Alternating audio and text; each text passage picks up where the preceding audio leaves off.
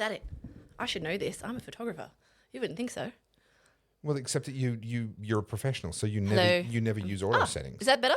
No. No. Whatever. Whatever. We tried. At this point, who cares? All right. So, besides the fact that you're in the dark, what is your good news? You first. Oh, what? Do I? Hey, it's better. I think it's better. Okay. Yeah. That's definitely what it is. It's just because that It was adjusting tube, on the light. Yeah, is so bright that the whole camera is darkening. That's what it is. And then no matter how bright you turn up your light, it's not gonna do a lick of difference. We all learned something there today. You go. We all learned something. It's like an episode of like one of those cartoons we used to watch when we were kids. Oh, well, we all learned something today. Did you watch that podcast episode I edited a couple of weeks ago where I had the Yes. Yeah. I might have to do that again today. I've tried to erase it from my memory ever since. Yes. Yes. Sometimes when we finish a podcast, I know exactly how I'm going to edit it. Mm-hmm. And I'm just like, we have to take the mickey out of ourselves. Oh, well, we do. We absolutely do. My good news for the week. Goodness.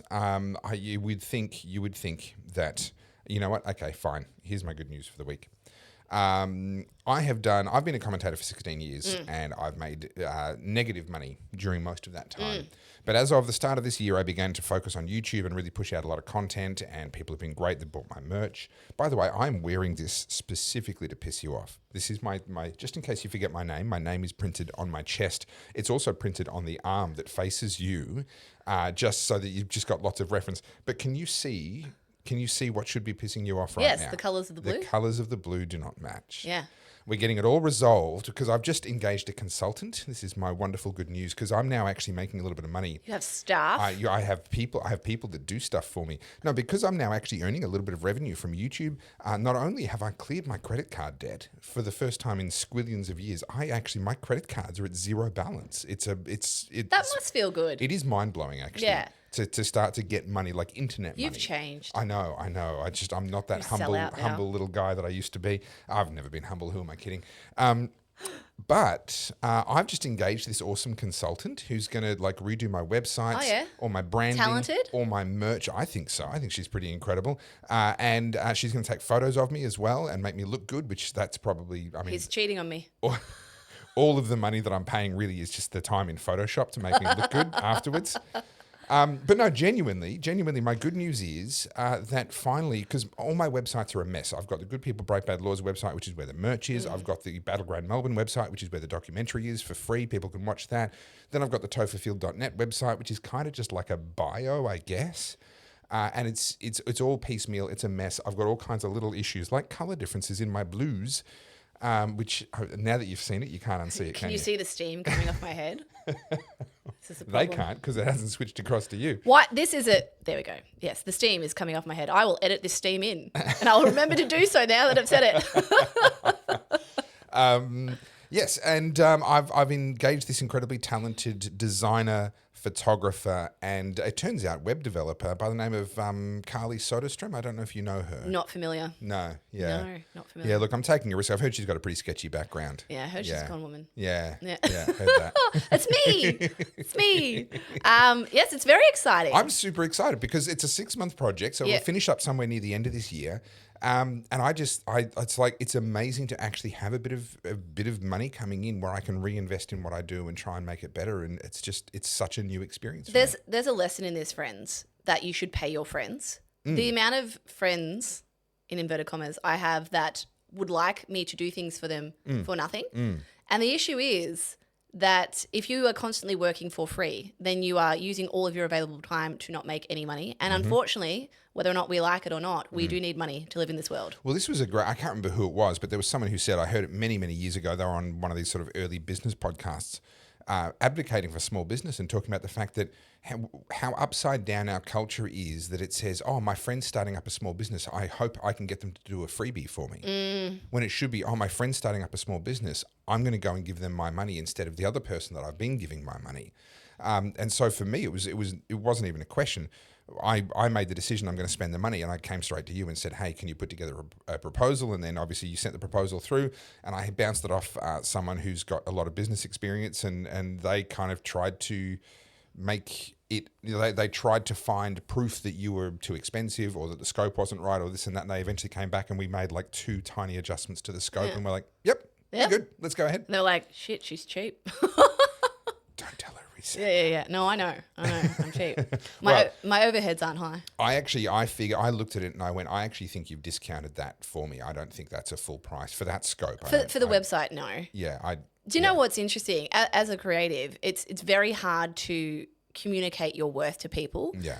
And unless those people have an vague understanding of what you do, it's one thing to have all the technology and acquire all the technology. It's a whole other thing to become not only proficient at one, but a lot. Yeah. And be able to work seamlessly whilst technology is updating at a record speed. Yeah. And still be able to extract from your mind, your vision, and then put it on a page and make it functional. You know, there's a lot that goes on behind the scenes. And so my good news is that by the end of the year, I'm going to look amazing.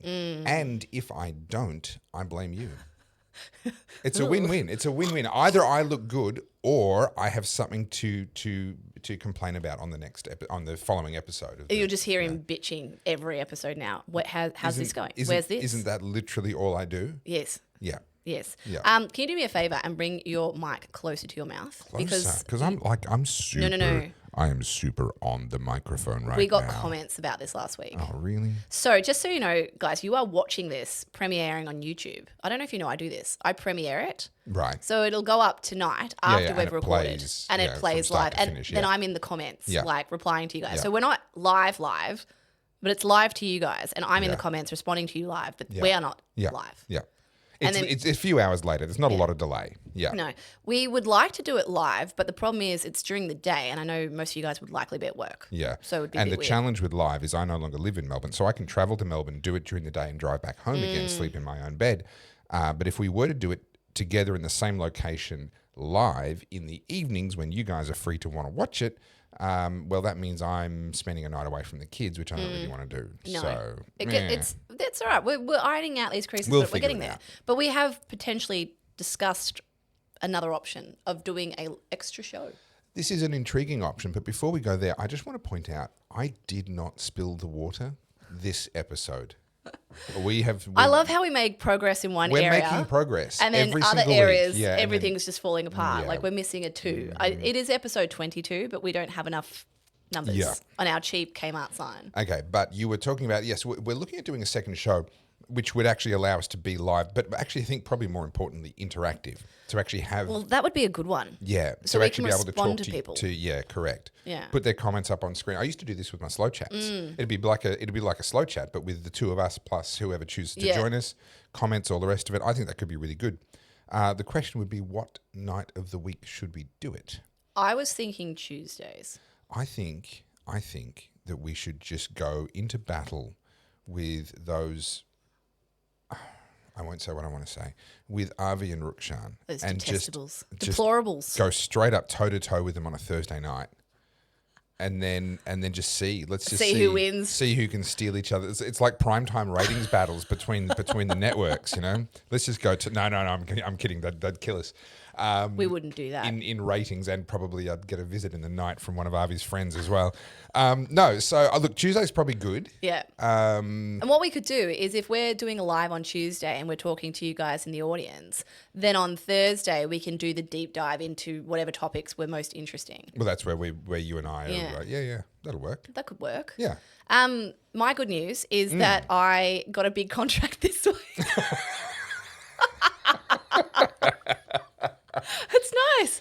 I was like, that's bills paid for the next 6 months. I'm happy with that. Yep. No, I haven't had a big... you're off to like a Europe trip. I was going to say, I haven't told you yet. I'm going to Japan next week. Yeah, No, not that's really. right. What I'm excited for is I love a project that I get to sink my teeth in. This is the kind of work I like, where I can start at the beginning, do it all, and then hand over. That's kind of the kind of projects I've always liked. Yeah, and from my point of view, I was sitting there going, well, I can get a photographer and a web designer and a graphic designer and someone who knows merch and someone who understands, website, all of that and the different things that I need for the websites, and then try and get all these people to work together and talk to each other and make that vision holistic. Or I can just go to Carly. And she does it all. Yeah, just don't get hit by a bus. Please don't get hit by a bus, or I am so screwed. You're in partway good through hands. this project. Excellent. No, my good news is, the book that I've made. I've chucked The one that we can see in the screen behind you. No, not this one. My my other one, yes, my that's new right. one. That's awesome. My lighting Yes, book. I like that one. I got a quote initially to have it printed here in Australia, and it was huge. So it's a 84-page book. Yep. And if I was to have it perfect bound and done here in Australia, it was going to cost me almost $30 just to print one copy. And that's, I mean, typically it's full color. It's beautiful. Yeah, it's a beautiful book. Beautiful book, but that's not a lot of pages for that amount of money. No, $30, and that doesn't include any markup or margin for me. And I was like, gosh, I don't want to sell this book for like $100. That's crazy. So I did what you said. I went on to Amazon, self-publishing. I've uploaded it all. We're currently going through a battle of like, layout and stuff like that. And they're like, they sent me back all these like little tweaks that I have to make. But other than that, I can now print my book on demand. Yep. Using Amazon, and yes, making Jeff Bezos richer, but he solved the problem. And it's only, I think it's like $11 to print the book. Yeah. Can I? This is not on your list at all. Can we talk about the cost of ammunition? As in gun ammunition? Well, no, the cost of ammunition as a concept, as a principle, because it applies directly to this conversation. So Monica Smith, you know Monica. Yes. And she's written a fantastic book, Cell 22. It's sort of it's autobiographical, goes back into her childhood as well as her experiences being in Cell 22 for 22 days. I wrote the foreword to the book. I think she's done an amazing job. I think it's actually a really important book for more reasons than just her story from COVID. And she made the choice as a values-driven decision on her part that she wanted to go with an Australian publishing house. I wrote my book and I made the choice that I was going to go with Amazon. And really, there's not between her and I, but within sort of the freedom community, there's this divide of, you should have gone with the local, you should have supported the local. I mean, we were just talking about that, support your friends, blah, blah, blah. Okay. There is an issue here that I refer to as the cost of ammunition. When you want to do damage to your opponents, your enemies in war, you want to make sure that the thing you're shooting at them costs you less than the thing you're destroying. Case in point would be this weekend's attack with drones on strategic nuclear bombers for Russia. Incredibly cheap ammunition. But you wouldn't drop a nuclear bomb to kill one soldier. Why? Because the bomb itself and the operation to deliver that bomb is going to cost you tens of millions of dollars to take out one soldier. It's not worth it. You've done yourself more harm than the enemy. Okay. So Monica's made, and I don't disagree with her decision because it was values driven, but I just want to lay out the numbers here. Monica made the decision to go with a local printer for her book. In my personal opinion, the print isn't amazing. It's often a little bit angled and things like that. Some of what I remember from books in the 80s is how this feels to me. Yeah, they haven't lined up the pages properly. It doesn't feel perfect, right? Now, it's perfectly good, and what's in the book is amazing. The books are well worth buying. If you haven't got Cell 22, you should do yourself a favor and get it. But also, she lost access to the global market because that print-on-demand function that you get with Amazon is print on demand anywhere in the world. Yes. And so I uploaded my manuscript and it took about 24 or 48 hours to get approved. Once it was approved, anyone, anywhere in the world could click on Amazon, buy a copy and have it show up in their house in less than a week. Yeah. Right? That is incredibly powerful. And so you mentioned, you're helping Bezos to make money by having him print your book at $11 per copy. Okay. But I could have turned around and said, well, I'll do the same thing. I'll print my book locally. Well, number one, I now have to print a much larger quantity of books and take a huge financial risk myself on whether I'm going to sell them or not. Whereas with Amazon, I don't have to print any necessarily. Yeah. Secondly, I lose an enormous market, an enormous audience. And so what you're basically saying is, well, we're going to deprive Jeff Bezos of, I don't know, let's say $10,000. You say you're going to sell 1,000 copies, right? Yeah, we're going to deprive Jeff Bezos of $10,000. But in the process, you've probably deprived yourself of $30,000, $40,000, $50,000 in sales. Now, what's $10,000 difference going to make to Amazon? Zero. The ammunition that you're firing is not going to do any damage to them at all. What's a $30,000, $40,000, $50,000 difference to you? Huge. Yes. Absolutely enormous. Yes. And so the cost of the attack, the cost of depriving Amazon of that little bit of revenue, the cost to you is far in excess of any damage that you're ever going to do. That's so true. And it's actually some really good advice I got given when I started my first company. I had this idea, we're all idealistic when we're young. I wanted to make small produced activewear, and I wanted to try and make it in Australia. Sure. And I did. I went down that whole rabbit hole trying to see how I could do it. And the answer is, if you ever want to make money off it, it's just so unviable. Yeah. It's absolutely impossible. And, when I did start to grow with that company, I would get that flack all the time. Oh, it's not Australian made. Or you went to China. Unfortunately, I had to because there's something about our side of the fence where they're like, oh, you need to be what's the word I'm looking Well, for? it's purity tests. It's purity tests, and you're not allowed to make money because money makes it bad. And you know what, guys, you are so much more impactful, influential, and purposeful and useful when you actually have some money in your pocket. Yep. This is the thing. If you want people to be able to make an impact, if you want people to be able to do what they're doing and speak for you and speak up and do what we're doing, unfortunately, you do need to have money because there's not aside from obvious overheads, sure, mortgage, rent, bills, food, whatever. Yep. Take that aside. There are other things that pop up. It could be needing security. Like a website redevelopment. Websites, ongoing costs. And then it could be also like legal fees, not because you're in a legal battle, but there's things that are required. I have to get advice from time to time when I'm looking at tackling certain topics. And I have to pay a lawyer, usually hundreds, if not over $1,000, just to be able to bounce a script or a concept off them, just to know whether or not I should publish a given video or come at it from a different angle. And that's a video that might make me $200 if I'm lucky. And I've got to spend $600 to $1,200 getting advice on it. And it was interesting when we've had these chats in the past, people have been in the comments saying, oh, we don't care. Unfortunately, you need to care. And I'm not saying you. When I say you, I'm just talking about the collective you, not you specifically, just to reiterate that point. The royal we. The royal we. I think the reason we see this demonization of small business is because very few people understand all those intricate things that happen or have to come together to be able to make that business make any money. Well, I've become aware of a small business that I care about because I've done a fair bit of business with them over the years and they've been really good to me.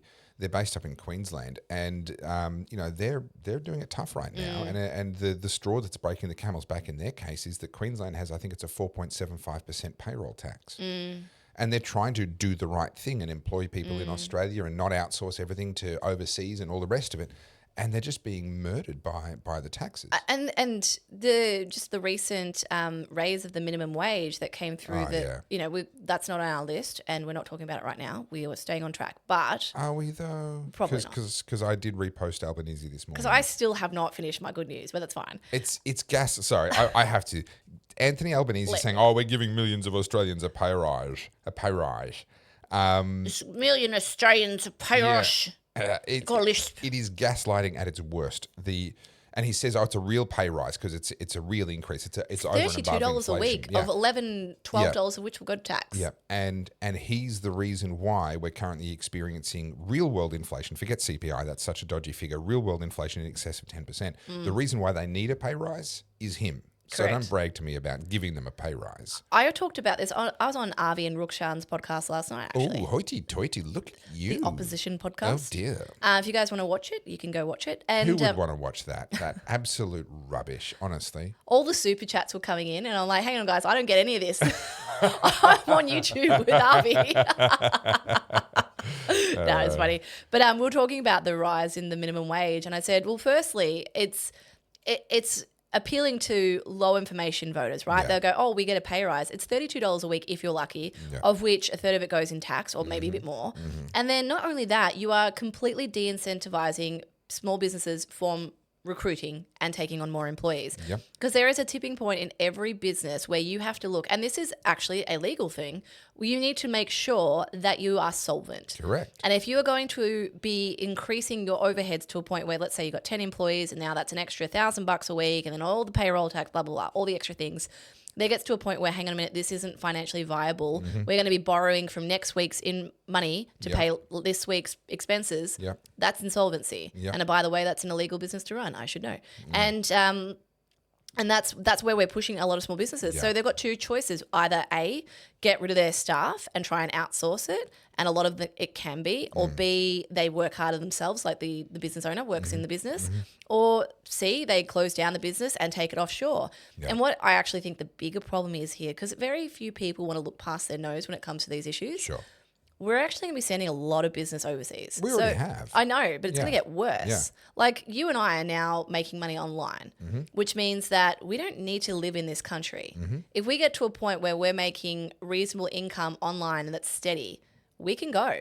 Hypothetically, I could already be living on a yacht if it weren't for the fact that yachts cost real money and I'm not making real money yet. But hypothetically, there's nothing about my lifestyle. So long as I had Starlink, and then the yacht was big enough to have a camera in one corner and a little studio sort of set up, Hypothetically, there's nothing stopping me from living on a yacht right now, Yeah. And that's apart from money. I think that's what a lot of people don't realize. You know, if it comes down to the business owner looking at things and being like, well, what are we going to do? They'll just go. Yeah. Well, I'm still an idealistic idiot. And so I'm actually talking with so I've got some guys in Horsham that do all my merch for me, that do all the printing and the shipping and the handling and all of that stuff for me, which is amazing. And I'm really happy to do that in Australia. But we've been talking about the fact that all the garments, of course, come in from Bangladesh and so forth. So we've been talking about, well, what would it take to actually make garments here in Australia? Impossible. And, well, it's becoming more possible thanks to the decentralization and the technology that we've talked about before, the fact that with these machines that used to be incredibly expensive and have to be done on an industrial scale are now becoming simpler and smaller, and now you can get one machine that'll laser cut the fabric and sew it together and blah, blah, blah. But even so, even with all of that advantage, my prices would have to jump by about 15 to 20%. Just to cover the increased cost of the garment itself. And then the question becomes, well, would consumers tolerate a 20% jump I can in tell you they price? won't. And the fact is, I'm already pushing it. Like I'm already looking at it going, because I print in Australia and because I support these Australian businesses where I can, I'm already at the very top end of where I would ever want to be. And I can't jump that by another 20% just to be able to put an Australian-made logo on the shirt. Your business decisions need to be data-driven. And if you're looking at the data purely from hey, what's the consumer behavior like? Also, what's the viability of the way you're producing your goods? Yeah. And what's the long-term strategy for sustainability, as in the business sustainability, and also being able to scale so that you can increase volume, therefore get the prices And that's down. a big one. It's almost impossible. And I know this as someone who was in the rag trade for 10 years. You know, you go to China, right? And you can go to smaller factories. And I did have a smaller factory and I supported a family and I was really happy with that. And I loved my supplier. Like I would go there, we'd hang out. But then he would take me from his small factory to the big ones. Yeah. And he was always like a little bit sad when I'd go to those because I'd be going to look at the garments, I'd be going to look at the more techie fabrics and things like that, which he could buy a little bit of, but obviously he was more expensive. But it got to a point where I was like, okay, if I want to grow my business, I'm going to have to produce volume. He doesn't have the capacity. But I'll give you an example. So you go to these factories, let's say it's denim, and they're making a pair of jeans. They will have tables that are almost like half a kilometre long. That's how long they are. They are huge. And this is what people misunderstand about China. It is on a scale that makes no sense. Yeah. Like when I say half a kilometre, I'm talking like hundreds of meters long table. I didn't have a Fitbit on when I walked through the Guangzhou fair, the trade fair that they do there, but I must have been doing 7 or 8 kilometers a day. It was separated into 4 buildings, and each of them, I reckon I walked 7 or 8 kilometers just going up and down the aisles, and then the following day. Yeah.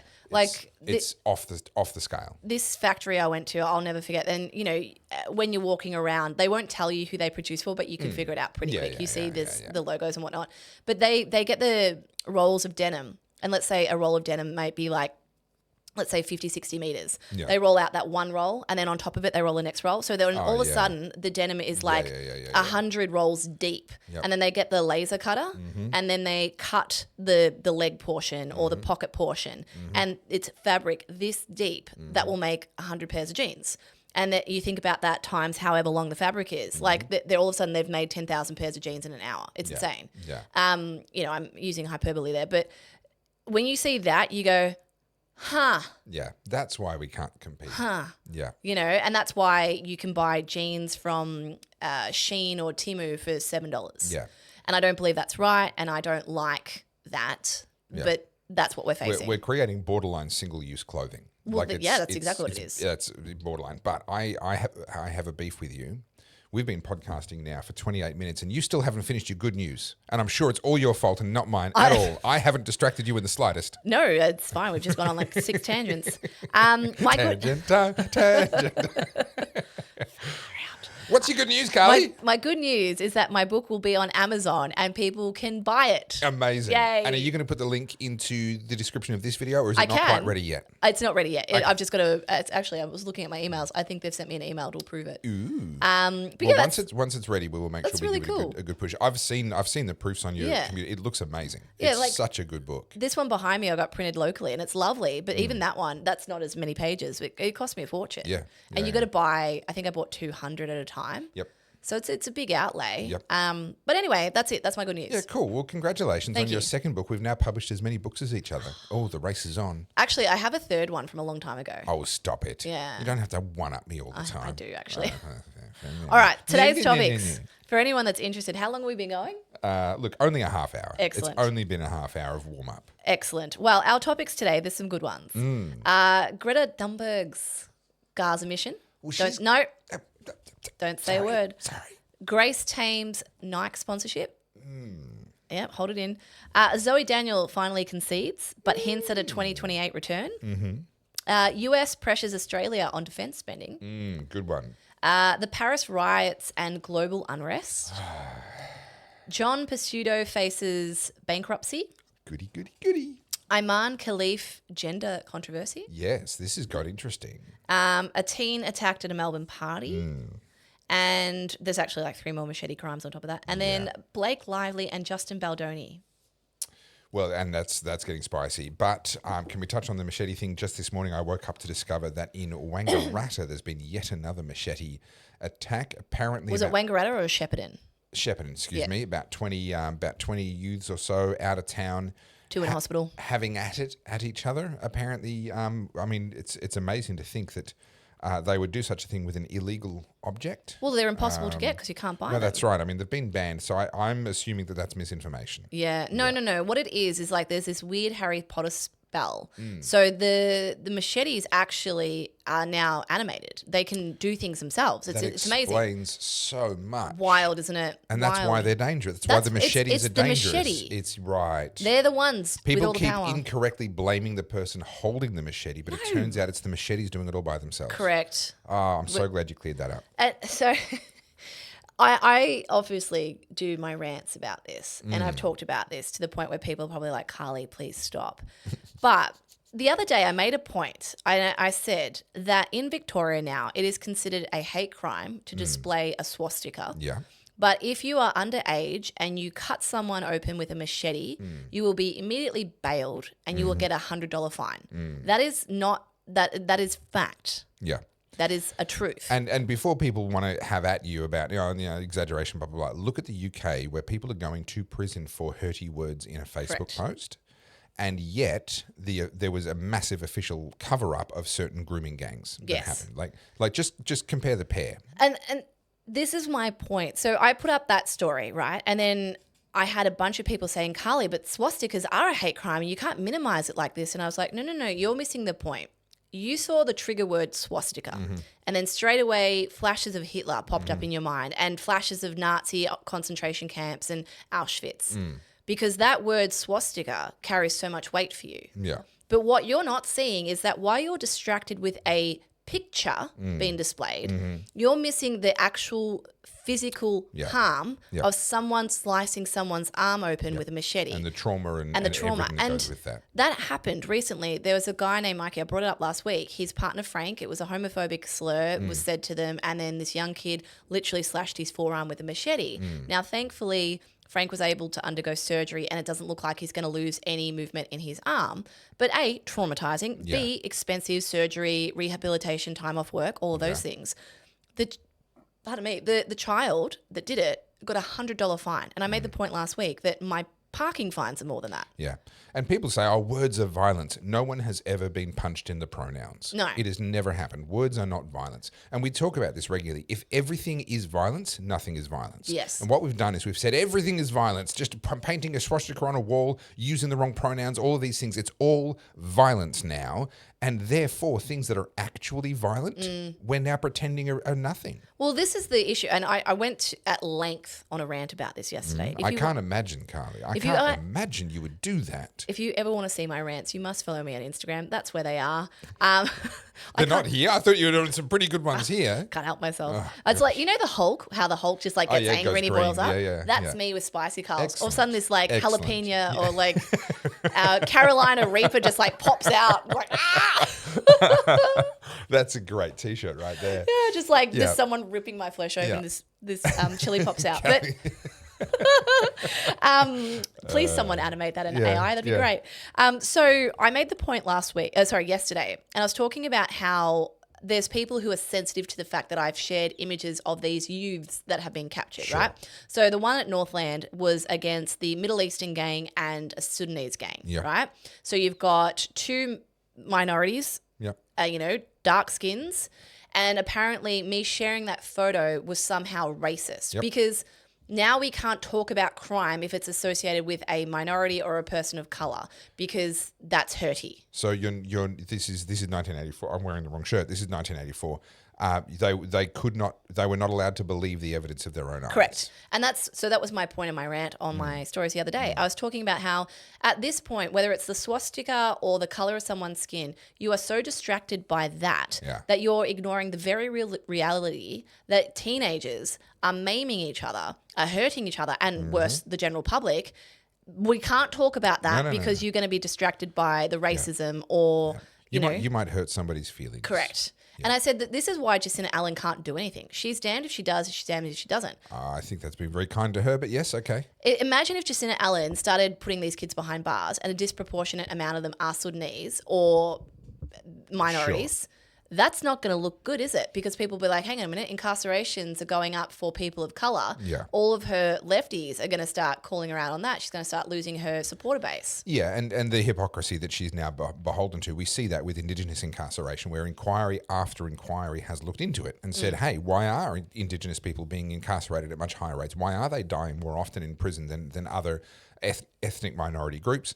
And each time they come back and go, it's because they participate in the sorts of crimes that warrant them being imprisoned, and it's because oftentimes they end up passing away in prison as a result of overdoses or other things that they had when they got locked up.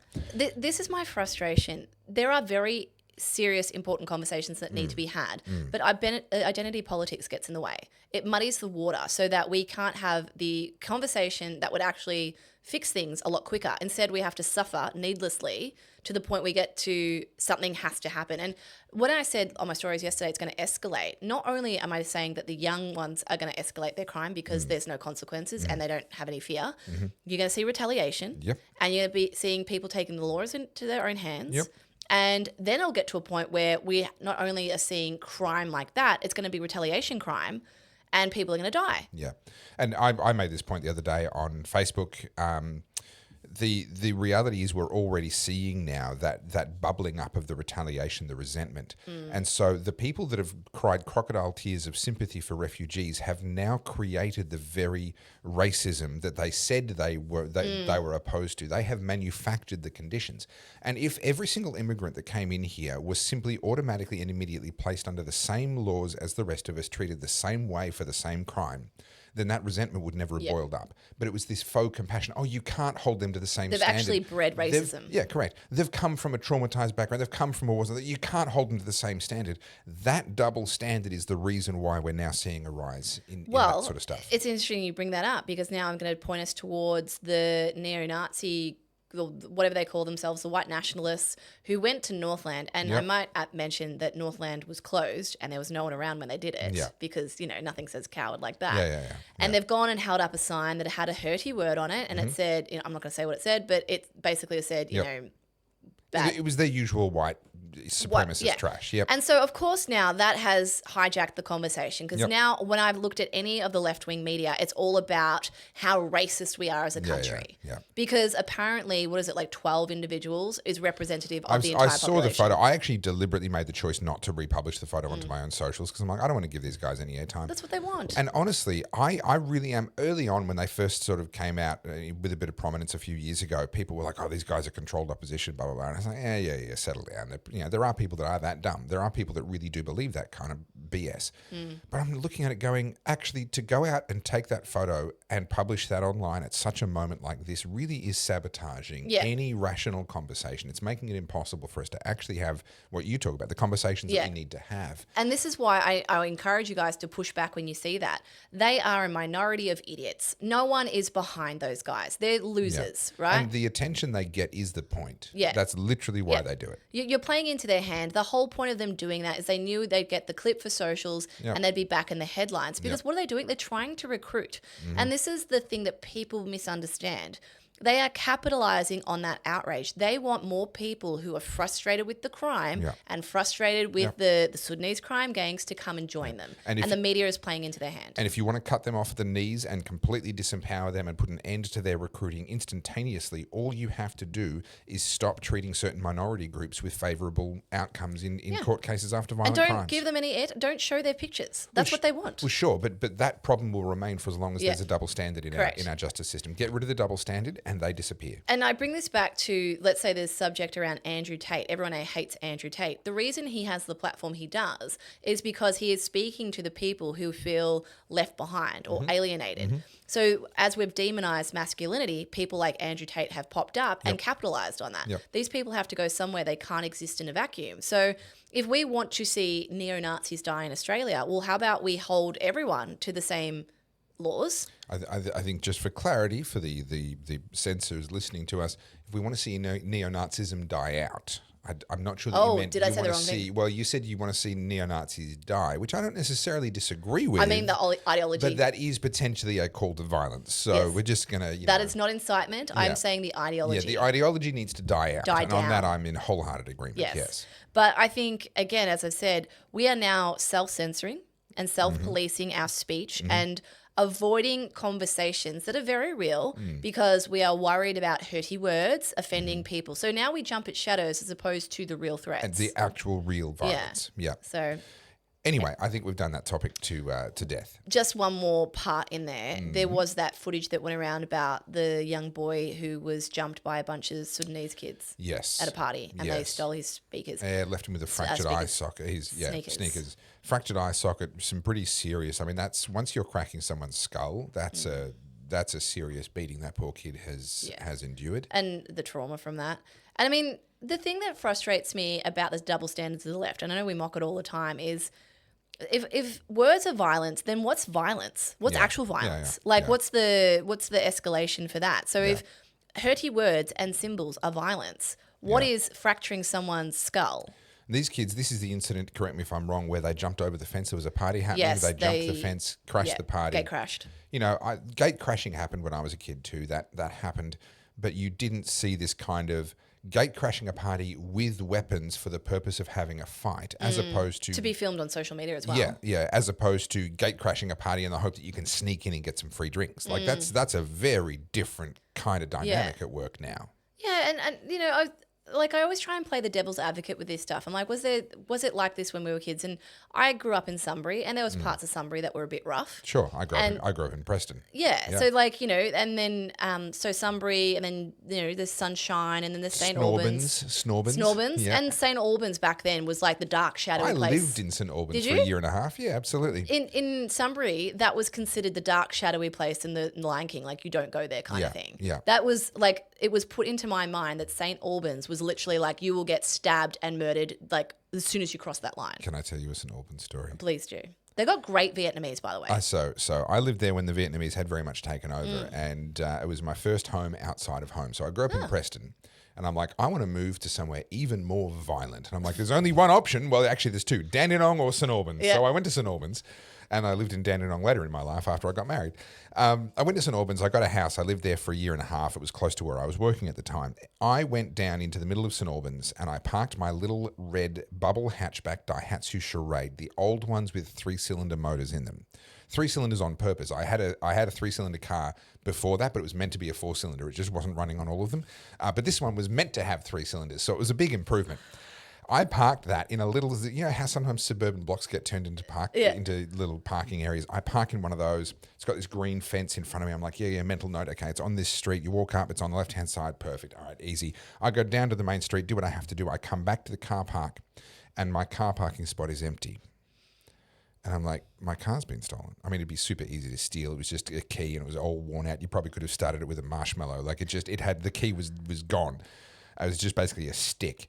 And I just went, I can't believe anyone would steal that car. Like it's such a, I was hoping for security through anonymity. Like it's the car that everyone just looks past. But I was second guessing myself a little bit. I'm like, is this the right car back? I'm like, well, there's the green fence. This is the thing, blah, blah, blah. So I reported the car stolen because It was. It was stolen, yes. And 2 days later, 3 days later, nothing's happened. And my cousin, who was staying with me at the time, is like, look, let's just drive around. Let's just see if we can, it's being joy-ridden somewhere, dropped off, dumped somewhere, whatever. Let's just drive around. So we drive around. We've been driving around for, I don't know, an hour and a half or something, nothing. And then I said, look, can we just cruise past where it was stolen from? Because I just want to see it again. I just want to, And we cruised past and I'm like, no, that's it. Green fence. I remember it well. That's exactly the car park. And I was just allowing myself to put that fear to bed that I'd gotten mixed up somehow. And about 4 more doors up, there was another basically identical empty block with a car park in it with the same color painted fence, presumably owned by the same person who had just done the same thing on both. The worst part was, there was my little red car after 3 days abandoned in the middle of St. Albans, and nobody had touched it. So your theory actually did work. It were worked. just an idiot. It was completely... And I had to ring up the police and be like, funny story. I've had a similar scenario, not that my car got stolen, but in Chadstone, are you familiar with Chadstone? Oh, a little bit, yeah. Okay, so I get overwhelmed with chatty. I really do. I always park in the same car park because this has happened to me once. I'm pretty much the same, yeah. There's a mezzanine, right? And the only way to get to the mezzanine is you've got to walk upstairs. Yeah. There's no elevator. So you've got level 1 or level 2 and basement, and then there's a mezzanine. Yeah. And it's somewhere, if recollection serves me correct, I think it's somewhere near Target, like that end. Anyway, I apparently parked on the mezzanine, and in my head I was on level 1. Yeah. And so I've done the whole come out, my car's missing, I'm freaking out. I run down to the ground level, freaking out. I'm not aware, because I'm going through the elevators, that I've missed the mezzanine. Yeah. And then I'm sitting there, I'm like, all right, let's think this through. Let's think every step here. And I'm like, I walked downstairs at some point. I was like, stairs? I haven't gone past stairs. Yeah. And then, I've been in a blind panic for 90 minutes. It's horrible. I'm sweating, I'm crying, I'm upset, and I've got all my bags with me. Was this Dexter? Yeah. So this is your beloved. Your beloved car. Myself. Yeah. And then, sure enough, I find the stairs, and there he is, just looking at me. And I'm like, I'm glad I'm not the only one. Yeah. But because, that had dragged on for 3 days and I had called the cops and the whole deal. I was so humiliated. It was just the worst feeling making that phone call. Oh, I think everyone can relate to that story. We've all done that. And now it's like at a point where if I ever go to Chatty, I don't know what car park you call it, but it's where the bougie end is. Yeah, and I only will come in that entrance where Tiffany and Co is. I don't know any other entrance. Yeah. I'm not interested. Yeah. That's where I park. Oh, she's a Tiffany and Co girl. When you watch this back, she's just letting you know. No. That's false information. Let me tell you something, G. The amount of times we talk to this third person on the podcast who's never actually here to defend himself. The phantom in the room. G's like the third member of the podcast that's never here. He's here in spirit. And he watches it back later and just laughs. But no, the Tiffany and Co thing, this is a rort. People pay for the name, like everything, right?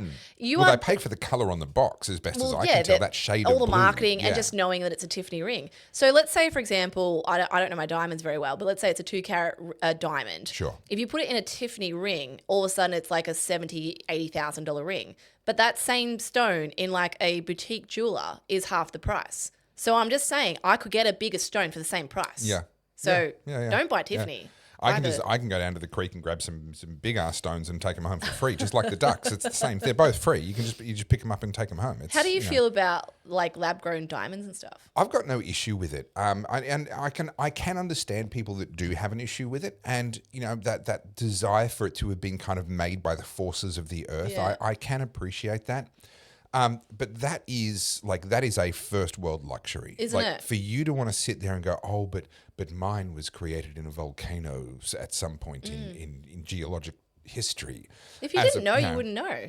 And look, let people be happy. Yeah. Let someone who can't afford that but can afford this get this and be happy with it. A friend of mine got given one, as their engagement ring, and.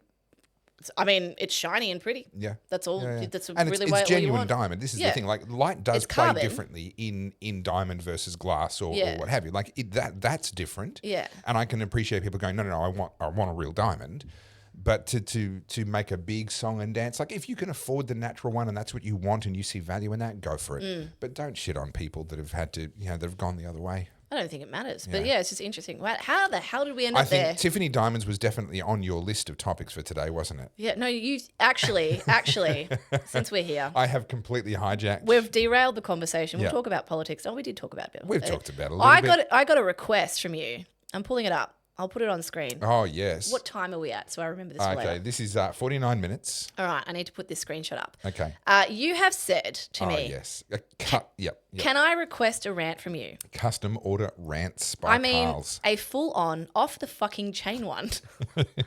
World record-breaking, never-to-be-repeated levels of rant. Guilty as charged. This is a true message from me to Carly. And you have sent me Balenciaga's $450 barefoot shoes are hitting stores. There is, that is just, how? Do you want to rant? Yes, Do you want me to rip? I believe I requested one explicitly. This is a litmus test. Right. This is just basically to keep morons broke. Mm-hmm. Right. This is what people need to understand about luxury companies. They are not marketing to rich people. Rich people do not buy this shit. Mm-hmm. Poor people buy this shit. Hype beasts, people who are influenced by other people on social media, buy this shit.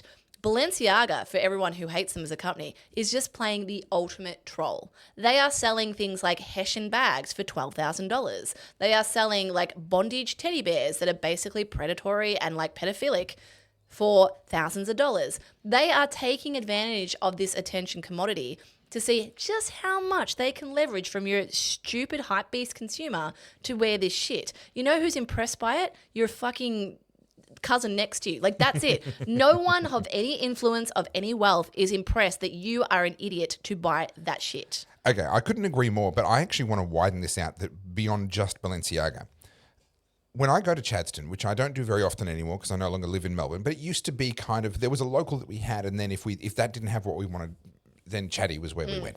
And you would walk around, and there are people having, there's rich and there's poor, and there's all, there's sort of a big melting pot. And every now and again, you would see these people who are just covered in luxury brands. Mm-hmm. The handbag has a big logo on it. Their clothing has Louis Vuitton stitched into it all over it, or what have you. And I always find myself looking at those people going, I'm so sorry that you're poor. Yeah, There comes a point where you cross a threshold from, oh, that's a nice handbag, to you are trying to scream at me. Yes. Some sort of success symbol, and I don't believe you. Yes. And to me, I think that's why I refer to Bulgari as Vulgari, because they've just got the big logos and the big, it's so in your face. When you meet people who are genuinely wealthy, and I've only met a few in my time, there's not a single logo on them. There's not a single logo on them. I know I've talked about Birkins before. Birkins used to be the sign of genuine wealth. Now it's like you can game the system. And like Hermes is just trolling you. You have to go and spend 50 grand with your sales associate to qualify for a bag that's then like 12 grand. Yeah. You're an idiot. Yeah. You've literally just let them fleece you. And it's the same with Ferrari, are a particularly bad one with this, but I've got to say Porsche are pretty bad too. If you want a Porsche GT3 RS or a Porsche GT2 RS or one of these really high-end ones. I know someone's selling one at the moment, actually. Oh, there you go. Or if you want a really high-end Ferrari, you have to be invited. Qualify. Correct. You have to be invited. And so you have to have spent, in the case of Ferraris and Porsches and so forth, typically a couple of $1 million, but certainly many hundreds of thousands of dollars just to have the opportunity to pay for the overpriced thing. Yeah. That's actually, Adrian Portelli was talking about this recently. He wants the F80, which is the new one, the new supercar. I don't understand why he would want it, but okay, he can do him. It's kind of cool. It's not an F40, but I don't hate it.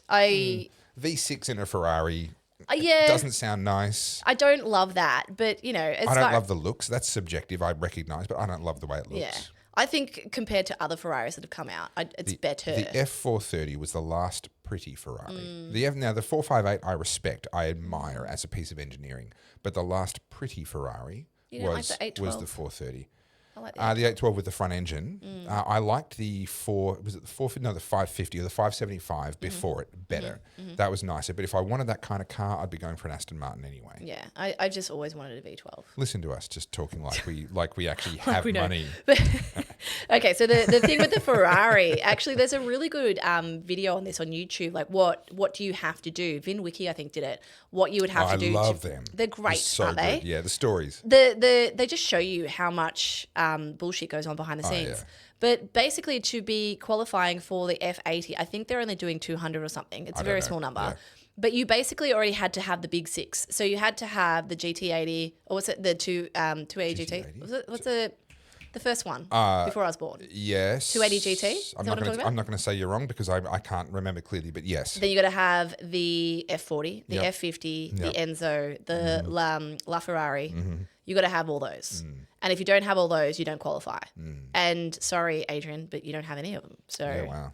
Yeah, try harder. He's on the record as more of a McLaren guy, I think. He was known as the Lamborghini man. Oh, Lambo, that's but right, the Lambo guy. He came out on socials and was like, I have more McLarens than I have Lambos. Yeah. Can we just... Yeah. And Lambos are a bit overrated. Yeah, well, this is... Actually, do you ever watch the YouTube channel Matt Armstrong? I'm obsessed. The name. He's a British dude. He was a BMX rider, and now he started his YouTube channel, I think, around COVID time, where he was like buying nice wrecks and like sports car wrecks and redoing them. And No, I don't think I've seen him. oh my God, it's amazing. If you guys are interested in cars in any capacity, Matt Armstrong, it's just, he's an affable British guy. Yeah. He's having a great time. He's actually doing really well at the moment. So he, he's built his career, and now he's at the point where he just bought a written off Lamborghini Revolto, the new one. And it's like the hybrid. Yeah. So he's never worked on an electric car before. And anyway, as he's pulling these cars away, the one that I thought was the most interesting was when he was rebuilding a Huracan. the Murcielago. Okay. That was his dream car. Yep. And he bought this, a test-driven, like a joyride Murcielago that had been abandoned, pulled apart, and basically was rebuilding it. And he'd pull off things, and I'll never forget, the indicator on the Murcielago is from a Ford Focus, the front indicator, and all these different things, Audi, bits and pieces VW. everywhere. Yep. And so really what you're paying for is potentially some of the engine, but most of it is either Audi or VW. And when you pull it all apart, you kind of go, this is a racket. Yeah. So people do say that the Lambo V10 is just the Audi V10. It's actually not. There are some really, really substantial differences there. But you're absolutely right. A lot of the other accessories and ancillaries and bits and pieces, interior, indicator repeaters on the side and all that sort of stuff.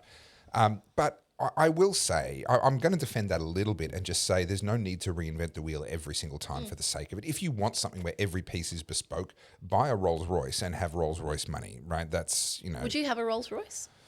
Doesn't interest me at all. I would have a Bentley before I'd have a Rolls-Royce. Yeah. But I've got to say that actually a former business associate of mine and a friend, he had a really high-end 6 Series BMW. Mm-hmm. And by the time you're at that level of BMW or Mercedes, and I'm sure the other brands as well, I've never been in a modern Bentley, but I can't imagine, where do you go from these really high-end... Like what's left apart from just the fact that it's all cross stitched or some crap like that. But my wife loves Bentleys, and so I have an ambition of one day, if one of my books goes bestseller and I sell 100 That's million achievable, copies, like a 2018 or something. Yeah, it's not out of your price range. Get her a Bentley, but I don't think I would ever go to a Rolls because the Bentley is still that little bit more driver focused. It assumes that you drive your own car, whereas a Rolls Royce assumes that you don't. Yeah, you don't drive your own Rolls Royce. Yeah, no, that's weird. No, that's odd. You are chauffeured. Yes. This had nothing to do with anything, so I apologise if you guys don't like cars, but we do. So yeah, we do. It's our podcast. So how did we get onto cars? I through a long and circuitous route, but let us bring us back to reality. I actually don't even know how we got there. We got there via Tiffany, Chadstone Shopping Centre, losing Chadstone. cars. We got to that because of St Albans. That is probably our biggest tangent. That was a record breaking tangent. Yeah, you guys are welcome. We have just gone down a rabbit hole. So let's shall we pick on old mate? No, let's keep it local for a minute. Let's keep it local. All right. Let's talk about John Pesutto facing bankruptcy. Yes. Okay. So I predicted that the Liberal Party wouldn't step in and bail him out. As of the time of this recording, that appears to be correct. Nor should they. Absolutely. Why would 100%. they? Now, I'm disappointed. Jeff Kennett has come out saying that they should. I like Jeff. I liked him as a premier, but I believe he's completely wrong on this point. To suggest that his personal choice to say some really dumb things and then to have such an ego-driven problem that he wouldn't back down from them, to suggest that that's now the responsibility of the Liberal Party. Oh, we shouldn't leave people exposed like this. No, he exposed himself. Like, this is literally the definition of FAFO, right? Yeah, correct. This is He had so many chances Correct. to bail out. He had so many chances. He doubled down. He thought he was above it. And honestly, I look at this like little man syndrome. I really do. And Jeff came out and made a comment basically saying that, Moira has received her damages claim, which was $300,000. Yeah. But she's going him for the full legal cost of $2.3 million. And Jeff Kennett was basically saying that, he shouldn't have to pay that. Well, absolutely he should. Well, then who does have to pay that? It was proven in court that John Pesutto defamed Moira Deeming. Yeah. So that's the consequence. You did the crime. Yeah. It's not criminal, but you know what I mean? Yeah. You did the thing. This is the consequence of doing the thing. And I can certainly understand him saying the court got it wrong or what have you, but he's not actually arguing that. No. He's not trying to say that John Pesutto isn't actually guilty of what he's guilty of. That's not the argument he's making. He's just saying that he shouldn't have to pay the price for being guilty of the thing he's guilty of. And I find that he wants to absolve him of any consequence for even though he did the wrong thing. So no, look, my hope is, and it looks like it's going to happen, John Pesutto will be hung out to dry. He's going to have to declare bankruptcy, which means he's going to lose his seat, which means it's going to force a by-election. And I've said for ages, it's not until we see these people paying a price in a personal capacity that we're going to see anything change. And this isn't going to change a lot of things, but I think what it does is it sets a boundary.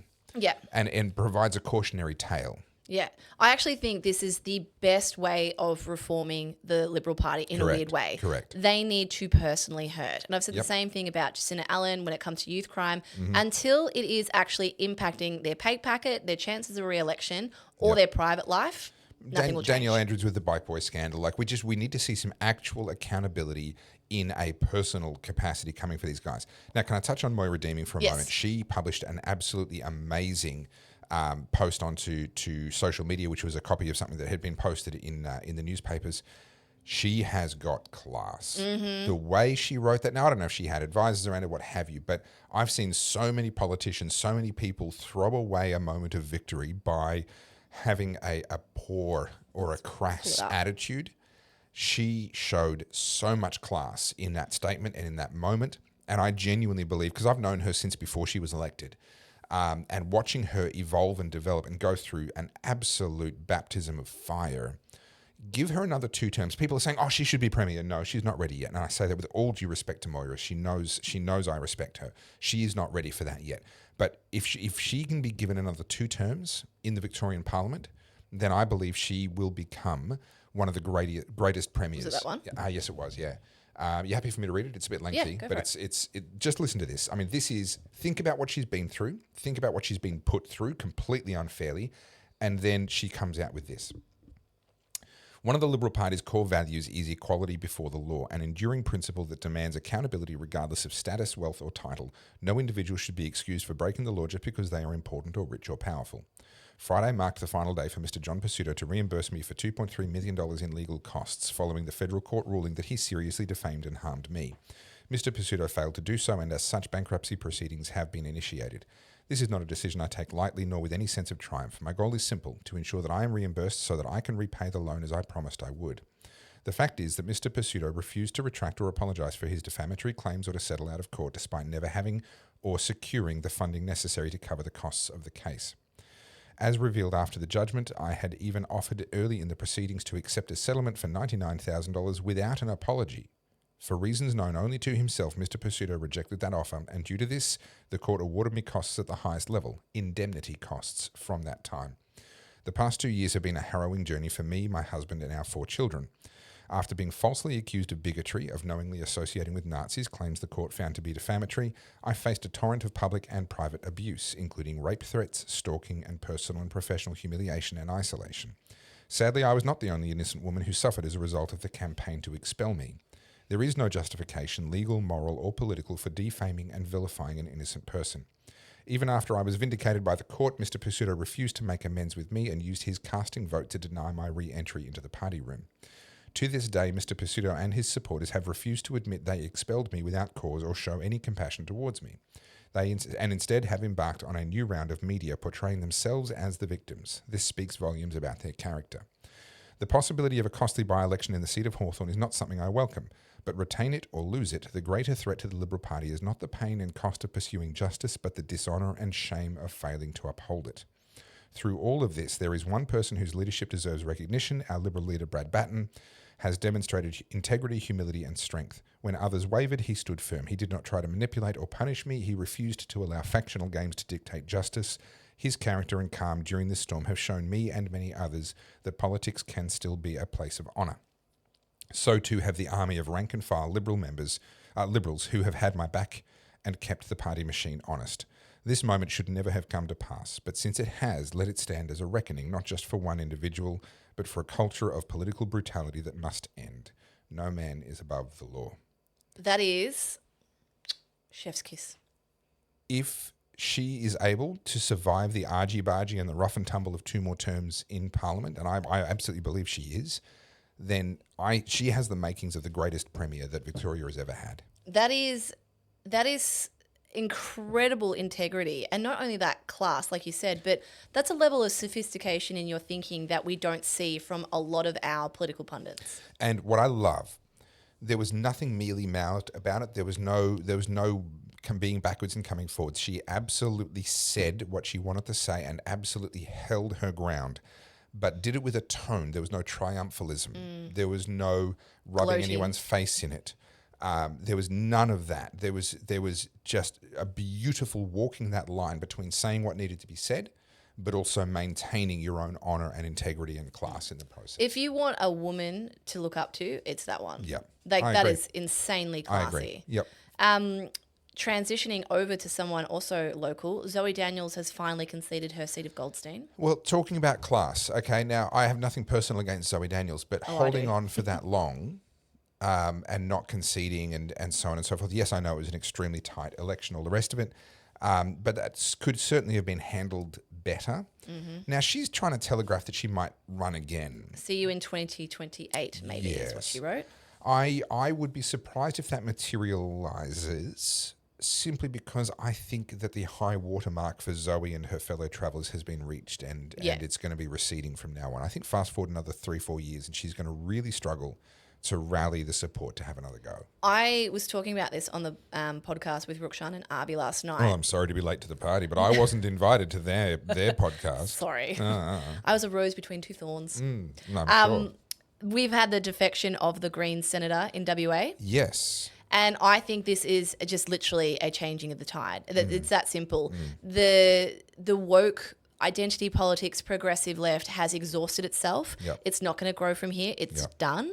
And people are jumping ship. This is the rats getting off the Titanic. There was a time when the Greens were saying we will replace the Labor Party, and whilst they were nowhere near actually achieving that, the claim had to be given some credence because it looked like momentum was with them. Yeah. This last election has completely broken that belief. I think, what we were saying yesterday was the Arby was saying, the Israel-Palestine side has what's been the undoing. I don't think it's that specifically. I think that has a big part to do with it.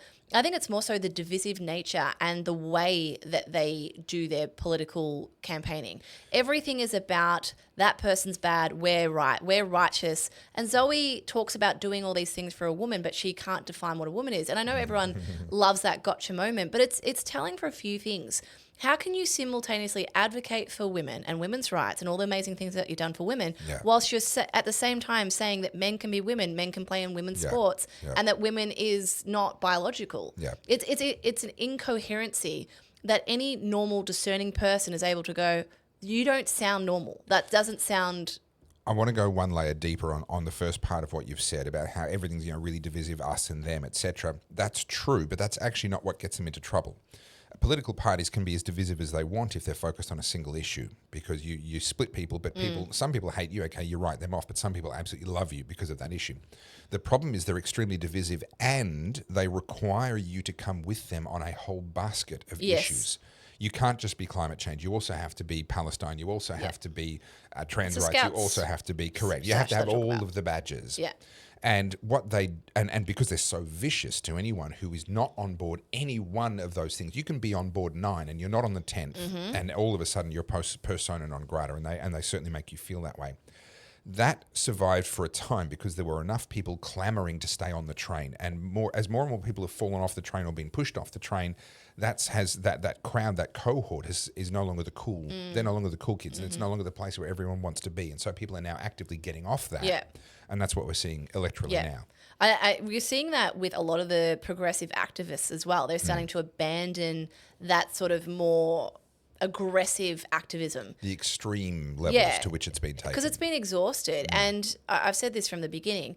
What happens when you try and coerce people through humiliation or subjugating them? They end up just creating an apathetic audience who are no longer interested, and they'll abandon you. Well, this is an interesting thing just in life, but also as public figures, as you know, we are sort of becoming, I guess, through what we're doing, is there are three groups of people. There are the people that love you kind of no matter what, and there are the people that hate you kind of no matter what, and then there's the people in the middle that either don't know or you know, they're open, right?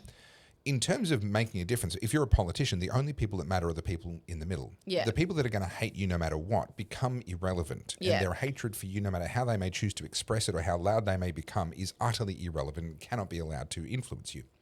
Here's a brutal truth. The people that are going to love you no matter what, from a strategic point of view, become equally irrelevant. And I'm sorry to say that, because those people are really important at a personal level, and they form part of your tribe, and they make it possible for you to do what you need to do. But from a strategic and a messaging perspective, they become irrelevant. Yeah. What has happened in politics, unfortunately, is on the Liberal Party side, they've been chasing people that are going to hate them no matter what. Yeah. And on the Greens Party side, they've been pandering to the people that are going to love them no matter Yeah. what.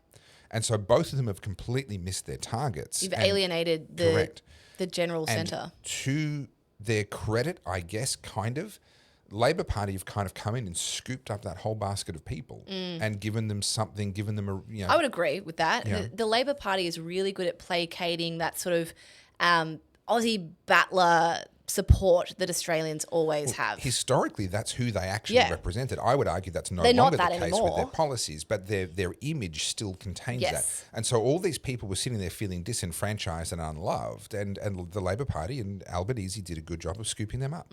Yeah, I would agree with that. And I think there's a general part of our population, our voting population, that just is exhausted by the extremes, both left and right.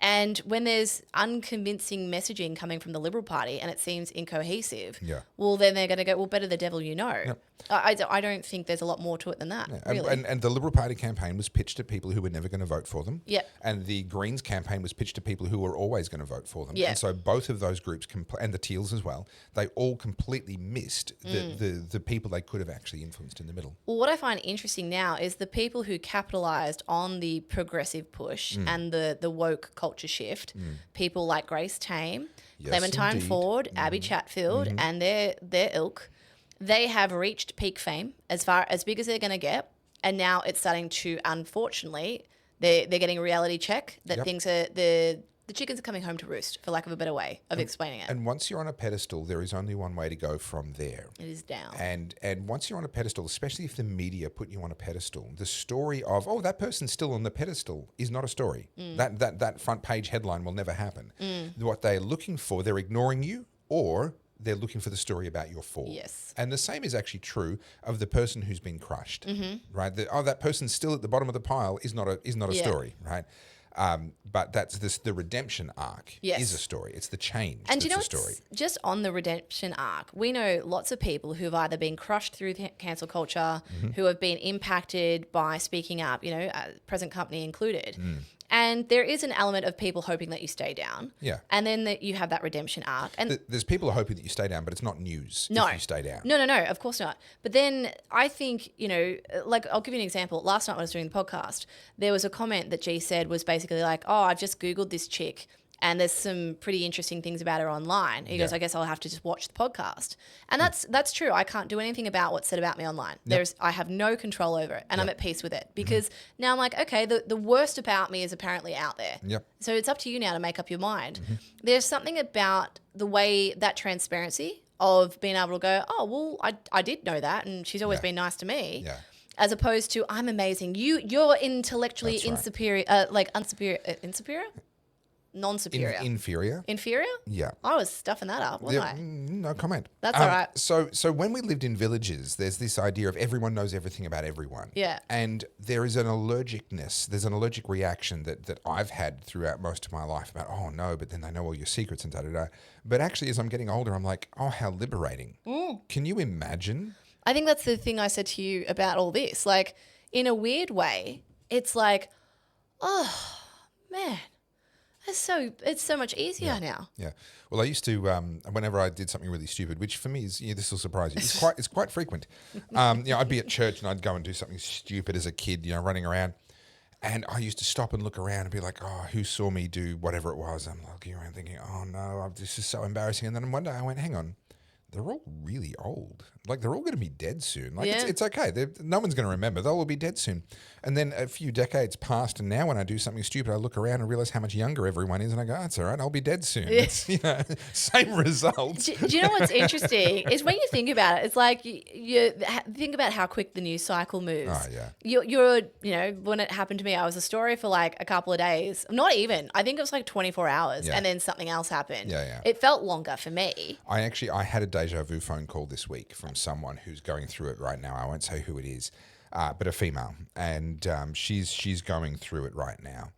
And I sat there and I actually ended up telling her a lot about you and about your journey, and she found that tremendously helpful and encouraging and really good. So, in a way, our history and what you went through and the fact that you've come out of that so much stronger and so much better, and we're now doing things like this, and away you go, right? You've got a successful career, you're a successful photographer, you're winning awards, literally international awards, and just getting on with life is now actually inspiring people that you don't even know. Yeah, that's nice. It's funny because there is this weird liberation that you're like, okay. Yeah, do your worst. You've already done it. When you contrast to that, to other people who live in the public eye and project this version of themselves that's just a veneer. We know it's all fake. Yeah. And then there is like, some kind of news story that comes out that shatters that image and oh my God, they're a drug addict or they're this or whatever. Yeah. Or they were mean to one of their staff, and that becomes the story. Why? Yeah. Because they're on the pedestal. Well, look at Ellen DeGeneres. Yep. Her whole thing was just be nice. Yeah. And she's come out as like a supervillain. One of the worst, nastiest people behind the scenes, according to what we're now being told. It's always the way.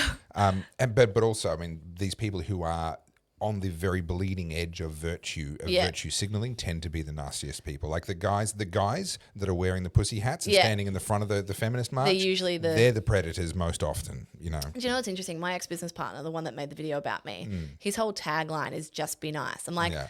If he has to tell you to just be nice, guys. It's like someone saying, oh, I'm an alpha male. Oh, really? If you have to tell me? If you're the one telling me, chances I are. have doubts. Yeah. Anyway, you mentioned Grace Tame. I did. So Grace Tame, look, to be fair, I'm not very familiar with her. I just remember I spoke out about the way she behaved with Scott Morrison. Yeah. Now, I get it. We all didn't like ScoMo. But I do believe that regardless of the company that you're in, there should be a level of professionalism and class when you are at functions like that. You were Australian of the Year or former Australian of the Year. You were at a very official function, and then everyone excused her behaviour because she's autistic. Okay, a couple of things with Grace Tame. Firstly, I'm completely on board her initial campaign, which is around abuse and sexual assault. Support for abuse victims and accountability for abuse perpetrators and so forth. I have never met an Australian who's not on board that. Yeah. We might disagree over what the thresholds need to be for evidence, etc., but everyone wants to see abusers held accountable and victims restored as much as is possible and so forth. Everyone's on board that. She got the Australian of the Year because of that. Fair play. Okay, fine, no problem. The way that she's now leveraged the platform that she's been given is, in my opinion, really classless. I mean, we're talking about, this is the class episode, I guess. We're talking about class this episode. She is the epitome of a complete lack of class. If you're gonna disrespect the platform, then just don't accept the award. Disrespect it by saying, you know what? I don't want your award. Yeah. Do that. Don't show up and accept the award and then carry on like this using that platform. Given the company that you're in as well, you think of some of the people that, like Rosie, is it Rose Beatty or Rosie Beatty, who's I've talked about her before. She's the woman whose husband murdered their son and was a victim of heinous domestic violence. Yeah. She's an Australian of the Year. Yeah. So when you're in a room of people of that caliber, just have a bit of class, man. Well, it's funny. I mean, I was just chatting about this with my wife last night. she asked me, because we're in the same electorate as Susan Lee, and she said, if Susan Lee came and sat next to us, we were at a cafe, came and sat next to us, what would happen? We're like, I'd sit here still talking to you. Yeah. And I can prove that because I've been in the same room as Scott Morrison on multiple occasions, and I actually ended up chatting with him outside the men's lavatories at the Sydney Opera House at a function that I was at. I was cordial to him. Yeah. Why? Well, because there's absolutely nothing to gain from being an asshole in those contexts and in those moments. No. There is nothing to gain. And if you do behave like an asshole, it shows how much that person still has control over correct. you. Yeah. And so when I see people like Grace Tame carrying on the way that she does, I just sit there and go, well, you had an amazing opportunity. You, in my opinion, she deserved the recognition that she got. That is debatable, but in my opinion, I go, okay, you know what? Look at other Australians of the year, etc., and what it's being awarded for. She meets the criteria, I think. But what she's done with that since, I think, is a very poor reflection on her. Yeah, and there's something about the advocacy and the activism side that I've said this before with the progressivism. You push it to the extreme. So there's nothing wrong with being an advocate. There's nothing wrong with using your platform. I can get behind that. I do it, you do it. Yep.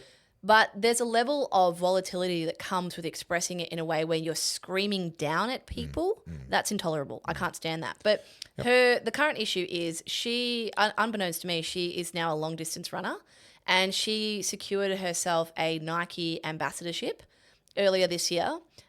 But however, the problem with Nike is that outside of the US, it's operated by different distributors, different parent companies. And the company that supports Nike in Australasia is actually an Israeli company. And that company is listed on the Israeli Stock Exchange. Yep. And Grace Tame is highly critical of Israel, has come out just attacking them. And so that is arguing that there's a conflict of interest, and Nike basically released a statement to the media saying that we're looking into this and we are against discrimination of any type. And Grace's comments don't align with Nike, which, by the way, Nike is the woke brand. So this is interesting. Well, it is interesting, and this is that basket of goods. This is that thing of we want to get behind her because we think she's amazing on this issue. But yes, she's a lefty, so she comes with the full basket of issues, not just the one that you want to support her on. Look, for me, this is freedom of speech. Grace Tame can say what she wants. Freedom of association. Nike can sponsor or withdraw the sponsorship of whomever they want. Yes. Do I think that we should be getting geopolitics mixed up with sports sponsorships? No, I'd rather live in a world where that wasn't the case, but that is the case right now. And yeah, Nike have the right to review their association because if in their opinion it's damaging their brand. Absolutely, they do. I totally agree. I don't think... I don't like seeing people cancelled for advocating for that, because then they're doing exactly what they did to us. Correct. And I'm not asking for that at all. But as you said, there is a decision for Nike to make, or the parent company of Nike in Australia to make. And if that is that they want to cut ties with Grace Tame because it doesn't align with the company, I'm all for that. Yep. And if potentially there's another brand that will support her. Yeah, if you've built your brand on political advocacy, then people will choose to be associated or not based on their political positions. That is kind of a given. There are certain advertisers that I know I will never be able to attract onto my YouTube channel, no matter how big I get. Yeah. Why? Because I talk about stuff that they don't align with, and that's okay. That's the consequence for what you do. I mean, we're on the other side of it because we are the unpopular side of politics at the moment. Yeah. People like Grace Tame, people like, have we ever talked about on this podcast Denny Todorovic?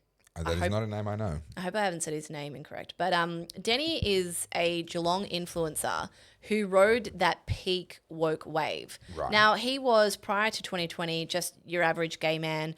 He wrote a style column in the local paper called GT Magazine, and just, like flamboyant gay man, no worries. And he was actually really like sort of affable and like, he was fun to watch. Sure. Great dancer. He can bust a move, right? Okay. Anyway, as 2020 went on, I knew Denny from around, I didn't know him personally, but I knew of him from Geelong. And the issue with a lot of this sort of influencer culture, and this relates to not only actual influencers, but political commentators, anyone that becomes a public figure. Sure. There's this moment where you are the big fish in a very little pond. Mm-hmm. And how you handle that will set the tone for the rest of your career. If you are humble and you treat people well, you are going to go to that next level. If you're not, you'll instantly get people just offside. Yeah. He got a lot of people offside early.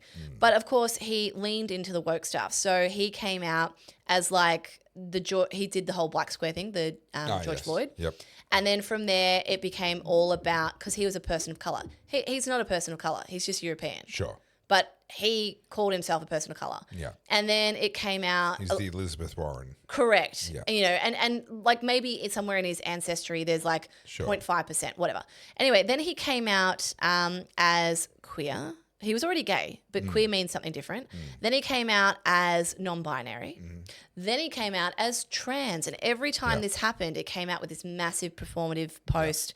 So this is a bloke statement. who's trying to stay on the train. Correct. The train keeps not stopping at that station. Oh, it's still going. Oh, I better keep up. And I was calling it before it happened. I was like, you watch, he's going to be non-binary. Boom, there it was. You watch, he'll be trans next. Boom, there it is. Yeah. And he wasn't trans. He didn't want to transition. He just wanted the title of trans. Right. Anyway, he reached like peak influencer in Australia. He was at Fashion Week. He had Camilla, the brand, dressing him. He walked the runway for them. Right. Sea Folly was doing a campaign with him, all this sort of stuff. He was aligned with like the right people. Sure. But what happened was Denny, there's a problem. There's a few things here. I think Denny had mental health issues, and not to say that that's a bad thing, but that with drug use and fame, very bad mix. And so what happened was That's basically all of Hollywood right there. he started, biting the hand that feeds him. And so what happened, I think he had a massive contract with Cotton On, I believe. And he came out, Bonds. He was the face of Bonds for a little while. So like I'm talking big money. Yeah. And he was making serious cash. He bought a house for his parents. He was head to toe in designer clothes because that's what you do when you start making money. We just talked about that. Anyway, he came out one day and decided just to go full crazy and started attacking the owner of Bonds and saying, you're a drug addict, I know, because we've done coke together. And then just basically started calling out all his so-called friends. Okay. I didn't follow it close enough to give you the play-by-play, but that's essentially the crux of it. And then he started turning on everyone and calling people out and it just got more outlandish. And then all of a sudden he was Jewish. Now he started talking about being Jewish because, and it's like, whoa. Yeah. And I think This is a little bit Kanye West here. just like, off the this reservation. is- And I think this is someone who was actually like the drugs had done something not great to the mental illness. Sure. I'm speculating, but it didn't look good. Anyway, and then he was in court and he did something bad and then, just all this bad press and then he spiraled and his parents ended up losing the house that he bought for them. And they owned a little cafe in Geelong and it's disaster. It was literally like up and then down in the matter of years. Yeah. That would have sent shockwaves through the Aussie fashion influencer industry in the sense that be really careful who we attach ourselves to because there's a level of volatility there. Yeah. And I think a lot of brands just went, yeah, okay, so the whole trans non-binary person, we're not aligning with that because that set a precedent. And I'm not saying that everyone would be like Denny. That was just enough for people and brands to go, oof, I don't want that to happen again. But also the world has shifted since then. We're of we're course. watching corporates backing away from. I mean, it's Pride Month Pride right Month. now. How are we seeing even a fraction? The only of what, people so far that have done it is the New York Yankees and Air Canada. Yeah, it's like previously it was every single Everywhere. brand relentlessly. And where are they now? Again, and I say this as someone who's got a lot of friends who are gay. They are sick of it. They don't want it. Yeah.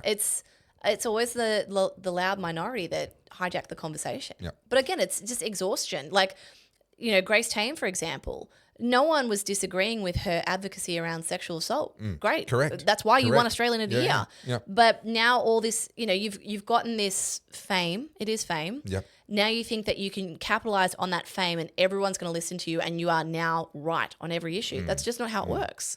Speaking of exhaustion, can we talk about Greta Thunberg? Is it Thunberg or Thunberg or I've Thornberg? always thought Thunberg, Thunberg. but I honestly You say I don't Thunberg, know. so I say Thunberg. Okay, fine. Greta. If yes. there's ever been someone who's going to solve a millennia-old conflict, surely it's the liberal, autistic white woman. It's honestly, the moment that Saint Greta sets foot on the shores of Palestine, Jesus himself will return. Yeah, I think so. This is Jesus. This is this. Oh goodness.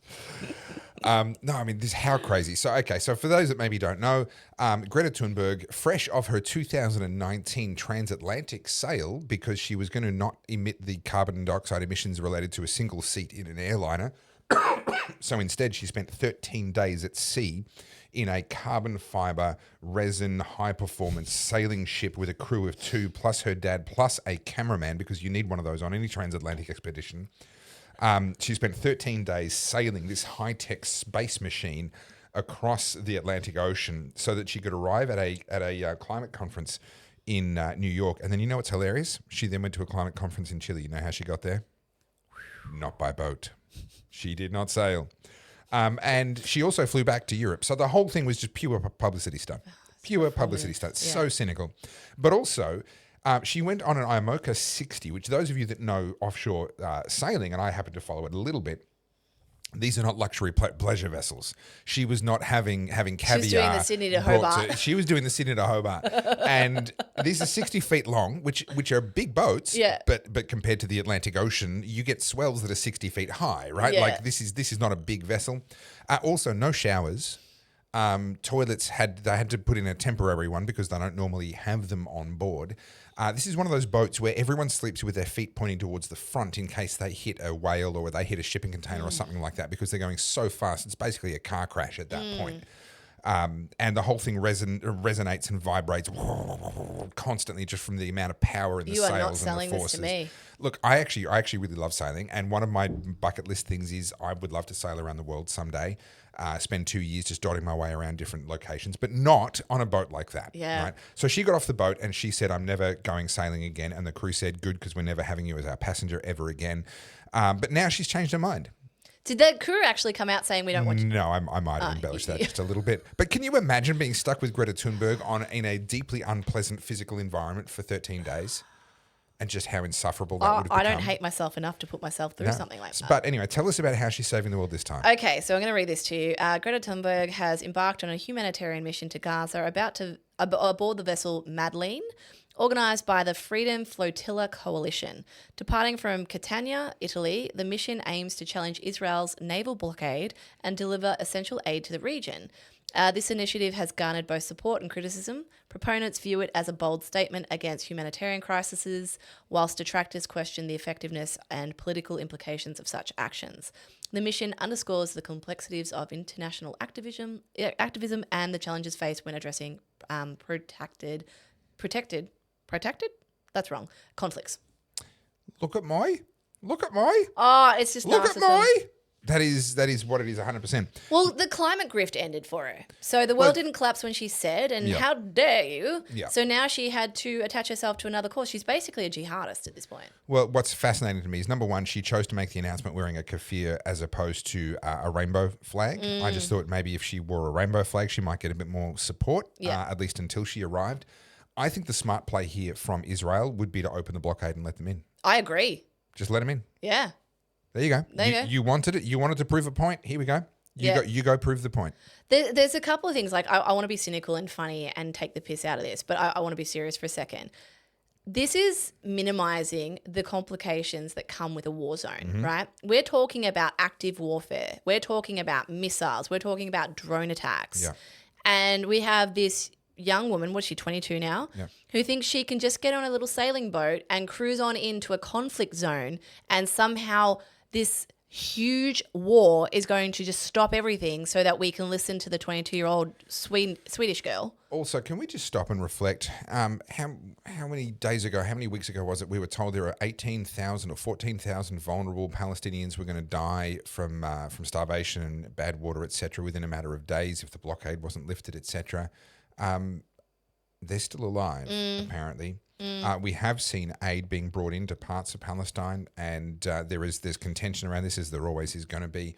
But Israel are claiming, and they've released photographs, claiming to show that gunmen were actually just lobbing bullets in on the Palestinians who were trying to get that aid that Israel is now providing and Hamas supplying. don't want that aid because that will not look good. Hamas need to control the PR around this because they will lose people from their cause if everything seems okay. So it is actually in Hamas's best interest that their people starve. Sadly, that yes. there should answer a lot of your questions. And don't take this in any way lightly that I'm suggesting that Israel's the right person here. I actually have no skin in this game whatsoever. I'm looking at this more from Hamas is a terrorist organization. Correct. There is only one side And of this. the people they are terrorizing primarily are the Are their own Palestinian people. They occasionally go in and terrorize Israel, as happened on October 7th, and has happened many other times before and since. That's the exception. The people they terrorize every single damn day of the year is the Palestinian people. Yeah. And unfortunately, there's so many opportunists in this. And like, I really respect anyone who uses their platform, who's on the ground and whatnot. And good on you, and that's fine. I'm okay with like civilian journalists, right? Yeah. However, there are also plenty of people who are monopolizing this horrible war, using all those terrible images and painting a very like unreal picture of what's going on and monetizing that. Yep.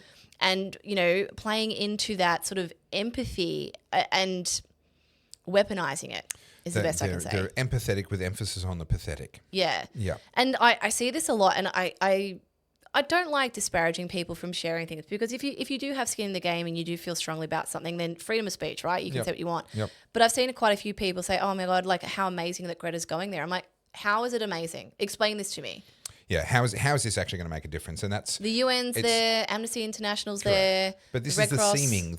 She seems like she's doing something, and so that's better than someone. Yeah, well, as what are you opposed to doing, the people on the ground doing something. Well, yeah, correct, it's just because correct. Greta's famous, right? But look, the correct play here is to give her what she wants. Let her in. I want her to in. contrast some history. I've got it on my phone because unfortunately I can't commit everything to my memory.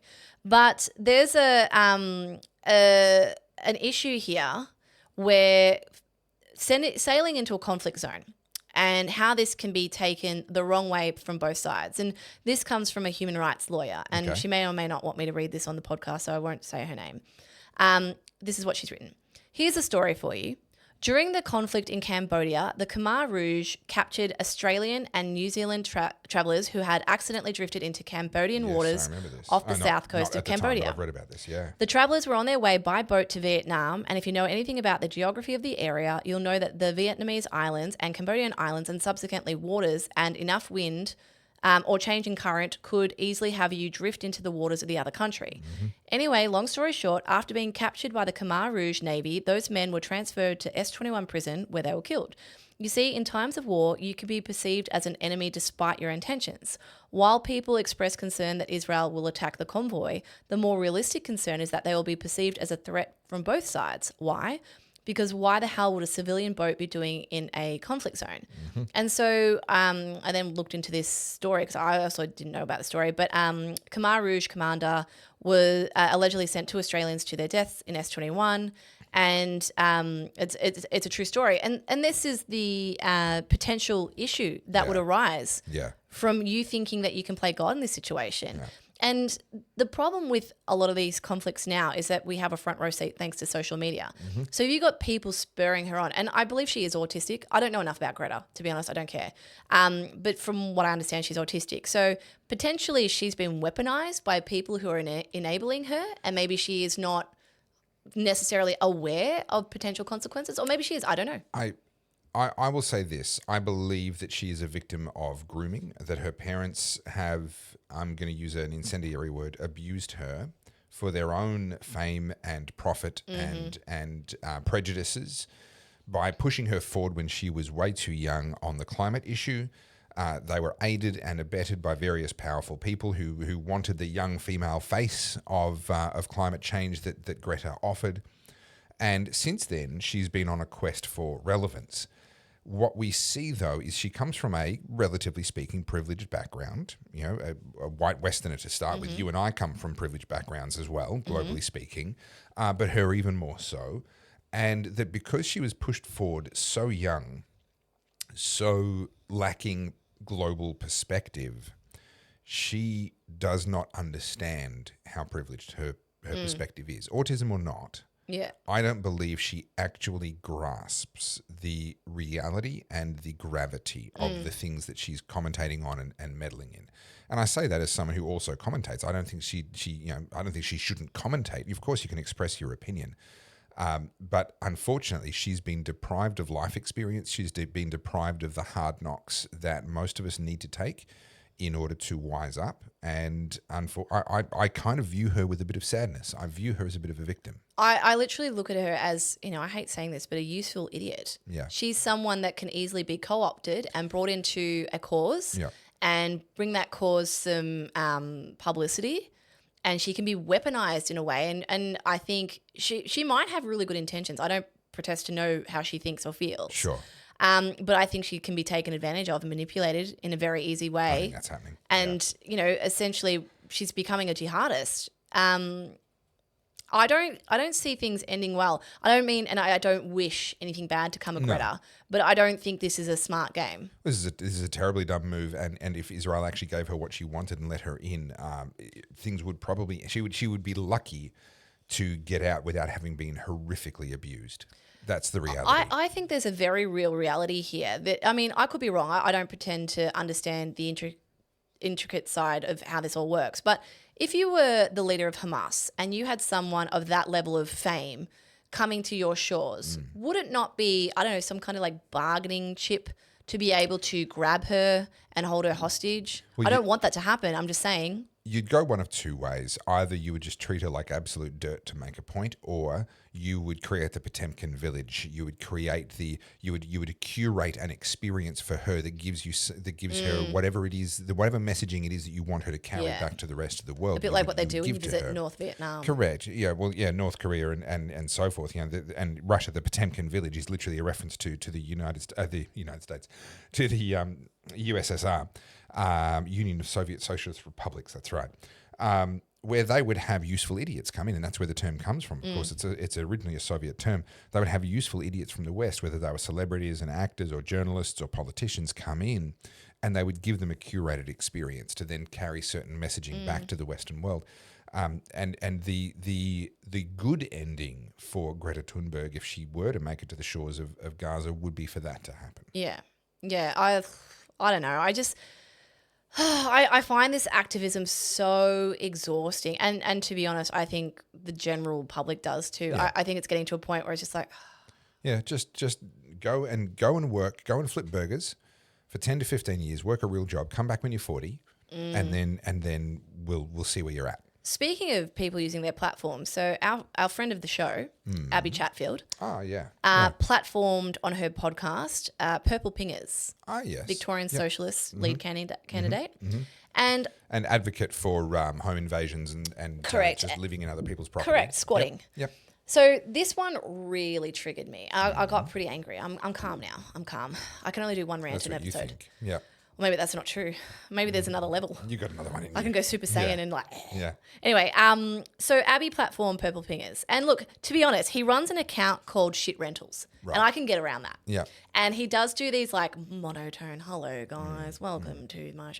It's kind of funny. And a broken clock can be right twice a day. Purple Fingers can be funny. Yeah. And I agree, there are some shit properties out there. Yep. Totally around that. But the problem is they were talking about socialism and how it is, and his exact word was, we don't have to be slaves to some old white guy. Yep. That was his words. Now, Purple Pingers, I've since discovered, went to a grammar school. He comes from money. Abby Chatfield is also wealthy thanks to her fame and all her TV shows and all her products. So having two people like that sitting there talking about socialism as if it's a viable option against capitalism made me really angry. Now, you've heard me talk about Stalin plenty of times. Sure. The issue I've now realised with Stalin is, firstly, it's Russia. Russia are the bad guys. No one cares. Yeah. Secondly, Russia was, that was almost 100 years ago. Yeah. It was more than 100 years And people just sit there and go, oh, that can't happen. Correct. Yeah. So now I've tried to pick a more recent one. And the best one I could come up with that I thought would tug on the heartstrings was the Khmer Rouge, which is why I thought it was interesting that story about Cambodia popped up. Now, a lot of people do that sort of coming of age trip around Southeast Asia. Sure. They do the Thailand, the Laos, Cambodia, Vietnam. And a lot of people go to Cambodia to go to Siam Reap, to go to Angkor Wat, the big temple. And then usually the Cambodians want you to read a book called First They Killed My Father. They sell it everywhere. Yeah. It's a big story. And that's certainly something that I learned about when I went to Cambodia the first time. And then you go down to Phnom Penh, down to the local, to the capital city, which is like every other chaotic Asian city. And there's a thing there called S21 Prison. And you start to learn something about the Khmer Rouge and a guy called Pol Pot. Yep. Now, on my stories, I was talking about Abby platforming Purple Pingers, who has in his bio a hammer and sickle. He is a proud communist. Which, by the way, if we're outlawing the swastika, then we should be outlawing that too, because more people have been killed under that symbol. Correct. And people think the swastika is the definition of evil, even though it's a Buddhist symbol. The hammer and sickle is a symbol for over 100 million deaths. But that's okay. He's literally proud. It's like people wearing a Shaker Bearer shirt. They're proud. And so by Abby platforming someone like this, I'm like, I will pay, Abby, I will pay for you to go to Cambodia and to talk about what happens when communism infiltrates a company. Abby Chatfield, country. Abby Chatfield, reach out. I'll pay it, babe. You can go. And you can stand there on those mass shallow graves and pick up the little shards of human bone that gets exposed thanks to time, and pick it up and put it in the tanks and look at the pieces of fabric that come up through the ground and be reminded of the 2 million plus people who died in Cambodia under Pol Pot trying to take over the country with communism. To have two white, privileged, their words, not mine, people sitting there talking about how amazing socialism and by and large communism was disgusting. So, but that is also how communism has always been. So, Karl Marx, Marxism is the father of communism. Is his book Das Kapital? It was the one that kind of kickstarted it all. He mooched off a rich mate of his, and his rich mate's dad lived in their house for much of his life, never actually worked, and just literally was a leech on a wealthy white dude equivalent of his cultural time and place. Mooching off rich white dudes is exactly what communism is all about. Yeah. And this is also why it can work for a time. People say, oh, but look at the Nordic countries, etc., and the socialism they've got there, it's working really well. Yes, because those rich white dudes, our history, our ancestors have built up a certain amount of wealth, and we can sit here and consume that and be unproductive and not replace it for a period of time. There is a body of wealth there. And so they say, oh, well, look, we're consuming all of that. This is fine. We can keep doing this. It runs out. Yes. Margaret Thatcher famously said the problem with socialism is eventually you run out of other people's money. Karl Marx, for him, Marxism made perfect sense because he was living off his rich mate's dad's money. For them, it makes perfect sense because they don't have money worries. They don't have to be productive in their lives. They can mooch off other people or provide other people with things in the case of Abby Chatfield. The reality of it is Pol Pot in Cambodia is one version. Zimbabwe, Rhodesia, Zimbabwe is another version. South Africa right now is another version. Venezuela is another version. North Korea is another version. I mean, could you just imagine, could we just do an experiment where we take a country that is pretty much the same in the north and the south, and we're going to cut it in half. We're going to make one half capitalist and the other half communist, and come back in 50 years and see what it looks like. Oh, hang on, we've already done that. No. It's North and South Korea. They just haven't done it right. No, that's right. They just haven't applied communism right. Oops, we burnt the souffle again. We just got to do it again. And I mean, look, expecting people to exercise their discernible thought here with Abby Chatfield. She went on that podcast or that TV show with Joel Jamal and all that. Remember we talked about that? Yeah. And there was a part where she says they're talking about rising utility prices. Yeah. And she goes, I don't pay anything for electricity. I've got solar. And she does it with glee. Like, I've got solar, right? Oh, I had $8,000 to spend. Yeah. And so now I get things for free. Yeah, like what? I've got solar. I'm amazing because I have solar. And then old mate, what's his name? Conrad, who's Punters Politics, is sitting beside her going, geez, must be nice. Yeah. Because that's the truth. Abby, you have the money to go and buy the solar. Correct. Good on you. Great. Fantastic. Yep.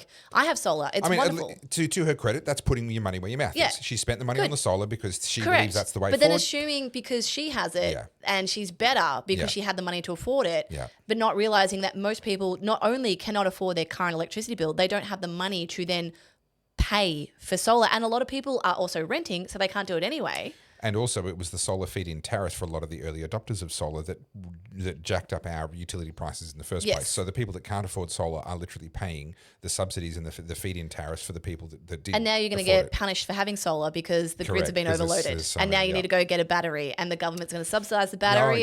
And around that roundabout we go once again. But we are losing sight of the fact that Abby Chatfield is using a platform to start pushing an ideology that we know has killed in excess of 100 million, if not more people. And I just think up to 300 million. That's the upper boundary. It's 100 to 300 million because in places like the Holodomor, the Great Leap Forward, Mao's Great Leap Forward and so forth, we don't actually know how many people were killed. The issue I have about this is a lot of progressives want to, I was going to say whitewash, I don't know if that's the right word, but rewrite history in a way that suits their narrative. And you can argue ideology, you can go flip-flop on things, but the bones and the mass graves don't lie. Yeah. Regardless, there are mass graves. There are 2 million people in Cambodia, for example, dead. There's in excess of 60 million in China, 40 million in Russia. How can you possibly, in any good conscience, say that's okay? Yeah. Because we're doing the right thing. And if you don't want to look at history, go and visit Venezuela. Go and visit Zimbabwe. Have a look at how communism is working out in practice as it's being conducted right now. Not that you can go to North Korea. Well, you can. You There are can people do that the tourist version. Yes, yeah, the Potemkin village Yeah. version of North Korea. I just think it's so irresponsible. But, I mean, this is why you and I have a podcast, right? Yeah, Abby gives correct. us content. So thank you. Yeah, thanks. Really. Abby. Yep. Moving on. All right, we should probably move on, yes. What are we at? What's the time? Hour 50 nearly. We're cruising. Are we? Yeah, man. I feel like we've topped like our list with an extra 30 topics. So, Okay. all right. Last one. No, not last. We've got a couple There's left. a few more, yeah. Let's go to the Blake Lively, Justin Baldoni thing because you brought this to my attention. I brought this to your attention only because you made me suffer through you talking all about it in No, some stop. earlier I'm podcast. hijacking the conversation. I Okay, almost fine. didn't bring it up, but it needs a slot, so I don't want to rush it at the end. Okay. All right. I watched a movie on the weekend called The Substance. Oh, here we go. Are you familiar with it? No, not Do you at know all. anything about it? You are the only person that has ever mentioned it to me in my life. Seriously? Yes. Now, it was one of those movies that came out last year that at the time there was so much buzz about. I can't stand buzz, so I was just like, meh. Demi Moore won a Golden Globe for it, kind of put it back on the map again. I mean, she's been on the map for a long time, but, just put it back into I just remember when she shaved her head. She was back in the tabloids and in the red carpets and stuff. And anyway, it's on Stan. And the way G and I work with our subscriptions is like we have Netflix permanently and then we decide which other one we're turning on for a month. And then we watch and exhaust that platform and then we move to the next one. Okay, that is hilarious. Yeah, because otherwise, do you know what we spend most of our time doing? Freaking scrolling. Yeah, you're looking for stuff. You spend 45 minutes trying to choose something to watch. Okay, so I've signed up to Amazon because I like the free delivery for Amazon Prime. I'm enjoying Clarkson's Farm. We love Clarkson's Farm. And outside of that, it's just YouTube. And Yeah, that's same. it. That's why I haven't Do you heard pay of for things YouTube? like... I do. I do too. Yeah. Yeah. No, you don't. Don't you pay for YouTube? No, We pay for YouTube. No. That's fine if they do. That's still when a subscriber to YouTube watches something, that revenue still flows. It's not as much though, so it's Isn't it? Okay. I don't know. Anyway. But yeah. discussion for off camera. Yeah. Off No. camera. How dare you deprive us of the 0.2 of a tenth of a hundredth of a cent? But so we're on Stan at the moment. Yeah. And I saw The Substance, and I remember in the back of my mind someone saying that was a good movie at some point. Anyway, it was my turn to choose a movie. And I'm still apologizing to G. I don't think we'll ever be the same as a couple because what I put us through can only be described as 2.5 hours of watching a borderline snuff movie. This is the thing. Have you ever watched a movie that is cinematically amazing, brilliantly color graded, like topically really interesting and really rich with symbolism, but at the same time it's really hard to watch because it's like body gore and grotesque? No, because I enjoy body gore and grotesque. It's sort of my favorite thing. So no, Is it? No, I'm kidding. I was like, no, what? I don't tend to get into films that really go in that direction. So I can't say I've had that experience. No. So it was interesting because it's talking about beauty standards, which is Okay. right up my alley, Yep, right? yep. It aligned so much weirdly with my master's project. But the story is essentially, I won't ruin it for anyone who hasn't watched it, but if you're going to watch it, make sure you haven't eaten and you're okay with gore because it's pretty ghastly. But essentially, Demi Moore is a 50-year-old aerobics instructor, very famous, like Jane Fonda-esque. Okay. She hits her 50th birthday, she gets fired from the job, and they're looking for a younger model, right? Taylor's oldest time. And she's clashing with this internally that someone somewhere offers this thing called The Substance, which essentially brings to life a younger, hotter, cooler version of yourself. Okay. And so the body gore part, I can tell you this because you would have seen it in the trailer. The body gore part is that she injects this substance and then this younger version of herself is born from her body and it like crawls out of her spine basically and comes out. It's horror and sci-fi. And so the young version of herself pops out and has to literally stitch the wound in her spine that's like this long back together. And you watch the needle go through the flesh. That's the Charming. gore, right? Right. And then what happens is there's a delicate balance because they are the same. That's the whole story. You know, you are one.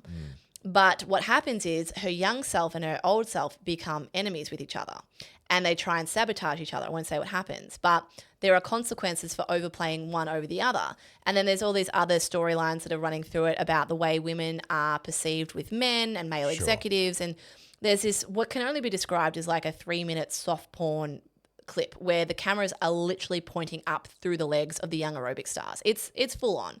And part of me is like, why are we talking about this? I'm getting there. Okay. Just I'm just enjoy my storytelling. yeah, Okay. I'm doing my best. So my whole point with this movie is this came out and won awards, and there were elements that I was like, wow, that's bang on, and I feel really like discombobulated by it because there's parts of me that was like, that's disgusting, that's the worst movie I've ever watched. At the same time, I'm like, wow, it was really profound, and I'm still thinking about it, so it must have been a good movie. There is this new way, right? So you think about 20 years ago when you used to watch a movie, gore was implied. You didn't necessarily watch it. There was definitely some R-rated things, but for the most part, or maybe 30 years ago. Saw. Yeah, I suppose I'm old now, so that was 20 years ago, Yeah. wasn't it? That hurts. 30 years ago. Let's just cast the net wider. Yep. Okay, so 40 years ago, the 80s, early 90s films, a lot of it was like psychological thrillers. Sure. And Quentin Tarantino talks about this all the time. You don't necessarily need to show it. It's actually what you exclude that tells the story. Yeah. Anyway, watching this movie, seeing it all with your own eyes, it's become so apparent how desensitized we are to a lot of these things. And I can't help but feel that's actually impacting our day-to-day life. You think about watching a movie like that and how many people have watched that movie and it won awards. I can't help but feel like we are deliberately, through the powers that be, being desensitized, but there's also normalizing a level of violence, a level of civil unrest, a level of division to make it more palatable for us in our day-to-day life. And I can't help but contrast that movie to exactly what's happening about the people who are being celebrated right now, your Bonnie Blues. You knew I was going to bring it up. Of course. Had to. Couldn't get through an episode without talking about OnlyFans. Just segue. It just had to. No, I do it now just to terrorize you. But, all these things, your Andrew Tates, they're all popping up because they're a symptom of a bigger problem that the social cohesion has been eroded away by us normalizing degeneracy through your Diddies, your Epsteins, through Hollywood, through the music. And I think that flows on to a lot of what we accept as normal today. So there is a solution to that. Turn off your TV. Let G pick the movies. I am now banned. Yeah, good. G, good choice. Well done. He doesn't look at me the same. But can I also share with you my favourite fight scene of all time out of any movie? Yeah. It's from War of the Worlds. Haven't seen it. Or is that The Brad one, Pitt? No, the one with Tom Cruise. Okay. And Dakota Fanning plays the daughter, Yeah. his daughter. And it's actually a really beautiful movie in lots of ways, unexpectedly so. And there's a fight sequence. They end up in a basement. They're hiding out from the aliens that have invaded, and they're in there with another random stranger who has kind of gone a bit mental, and he wants to go out and fight the aliens. And if he does that, he's going to reveal their position. And ultimately, they end up with Tom Cruise and this character down in the basement, and you just know they're about to fight to the death. Like, one of them is going to kill the other. And instead of showing the fight sequence the way you would expect in a Tom Cruise movie, what they did was they had Dakota Fanning sitting on some steps. She can't see the fight, but she can hear it. And the camera just slowly moves in on her face and on her eyes. And you're hearing these two blokes duke it out to the death. One of the most beautiful and profound fight sequences ever. You don't see a single punch. You don't see a single drop of blood. And then you hear someone emerging out of that basement. And then ultimately they reveal that it's Tom Cruise who's come out of the basement alive. And you know that the other guy is dead, but they never said a thing. And they never showed a single thing. And if you haven't seen Tom Cruise, that version of The War of the Worlds, I do recommend it. It is actually a really profound and a beautiful movie in a lot of different ways. The journey that Tom Cruise's character goes on is really quite beautiful. He goes from being this irresponsible, quite selfish dad, and then goes through his own journey, the relationship with the daughter. All of that is actually, it's a really, really well done film. And that fight sequence remains one of my favorites. And I don't mind a good bloody fight sequence. I don't mind a Gladiator. I don't mind a war movie, although I struggle with them a bit more now than I did when I was younger. But I don't mind blood and gore in a movie, but that is one of the best fight sequences I've ever seen. It's interesting because I was talking to some parents about some songs that teenagers were playing the other day, and I was like, wow, the language, man. Like, I'm no prude, but there was a part of me that was clutching some pearls going, Well, yeah, but let's be realistic. I mean, 90 years ago, they had songs like "Baby, It's Cold Outside." Yeah. So really, it's sort of that's just a comparable. universe. It's always been that way. Yeah. Always been that way. I just wanted to bring that movie up because I just needed to talk about You it. just needed to. That was a therapy session. I'll send you the bill. It's not on here at all, and Yeah. I had no real point other than to tell you how. I could kind of tell you didn't have. I was like, where are we? Where are we? There was Okay. nowhere to go. I Okay. just needed to talk about it. Okay. Well, you gave me the chance to talk about a movie that I like. So hey, we're good. We do all the culture here. I'm just looking at my notes.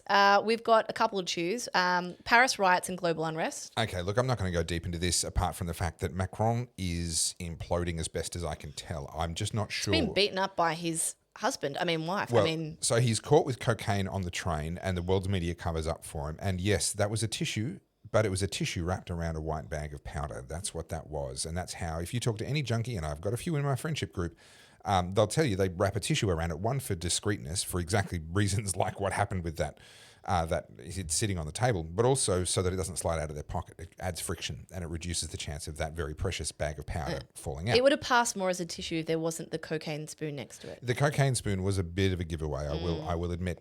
But now he's been manhandled by his lovely wife, who is 25 years older than him. I've never seen a 72-year-old horse playing in that manner.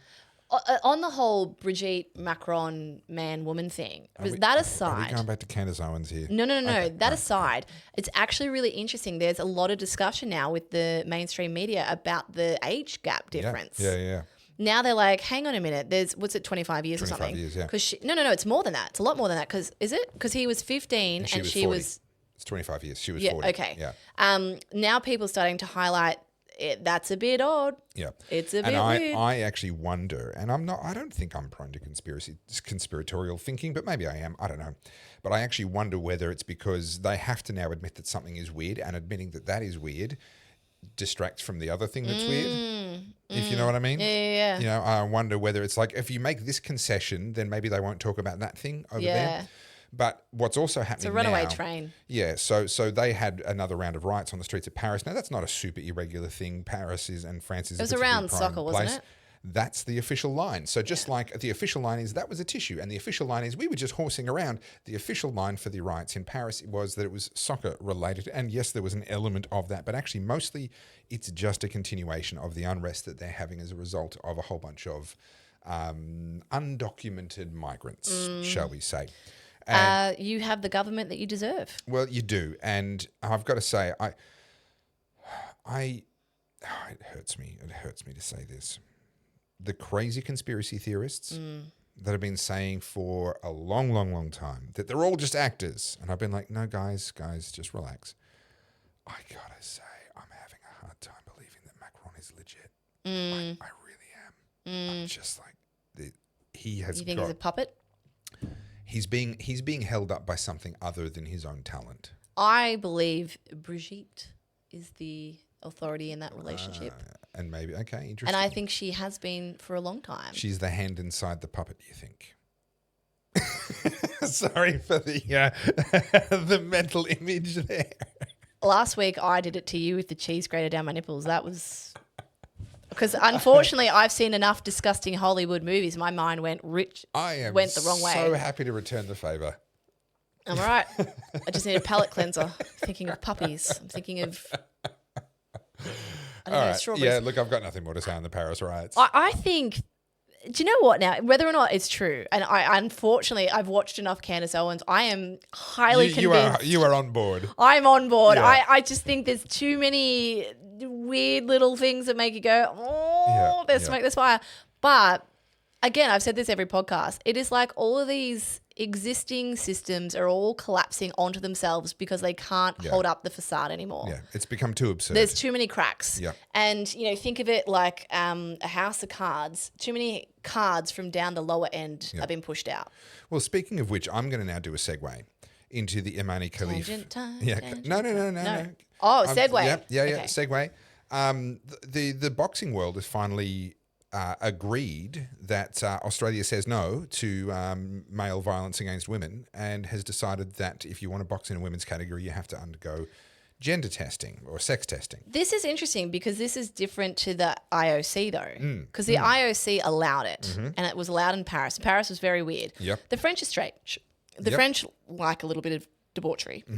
The French Olympics and their opening ceremony, it was all very weird. Yes. But the IOC allowed it. So now we've got leaked medical records suggest that Algerian boxer Imane Khelif, who won gold at the Paris 2024 Olympics, has XY chromosomes typically associated with males. The International Olympic Committee allowed him to compete based on her female passport, but the World Boxing Federation has since mandated sex testing for female athletes over 18, requiring confirmation of XX chromosomes for eligibility.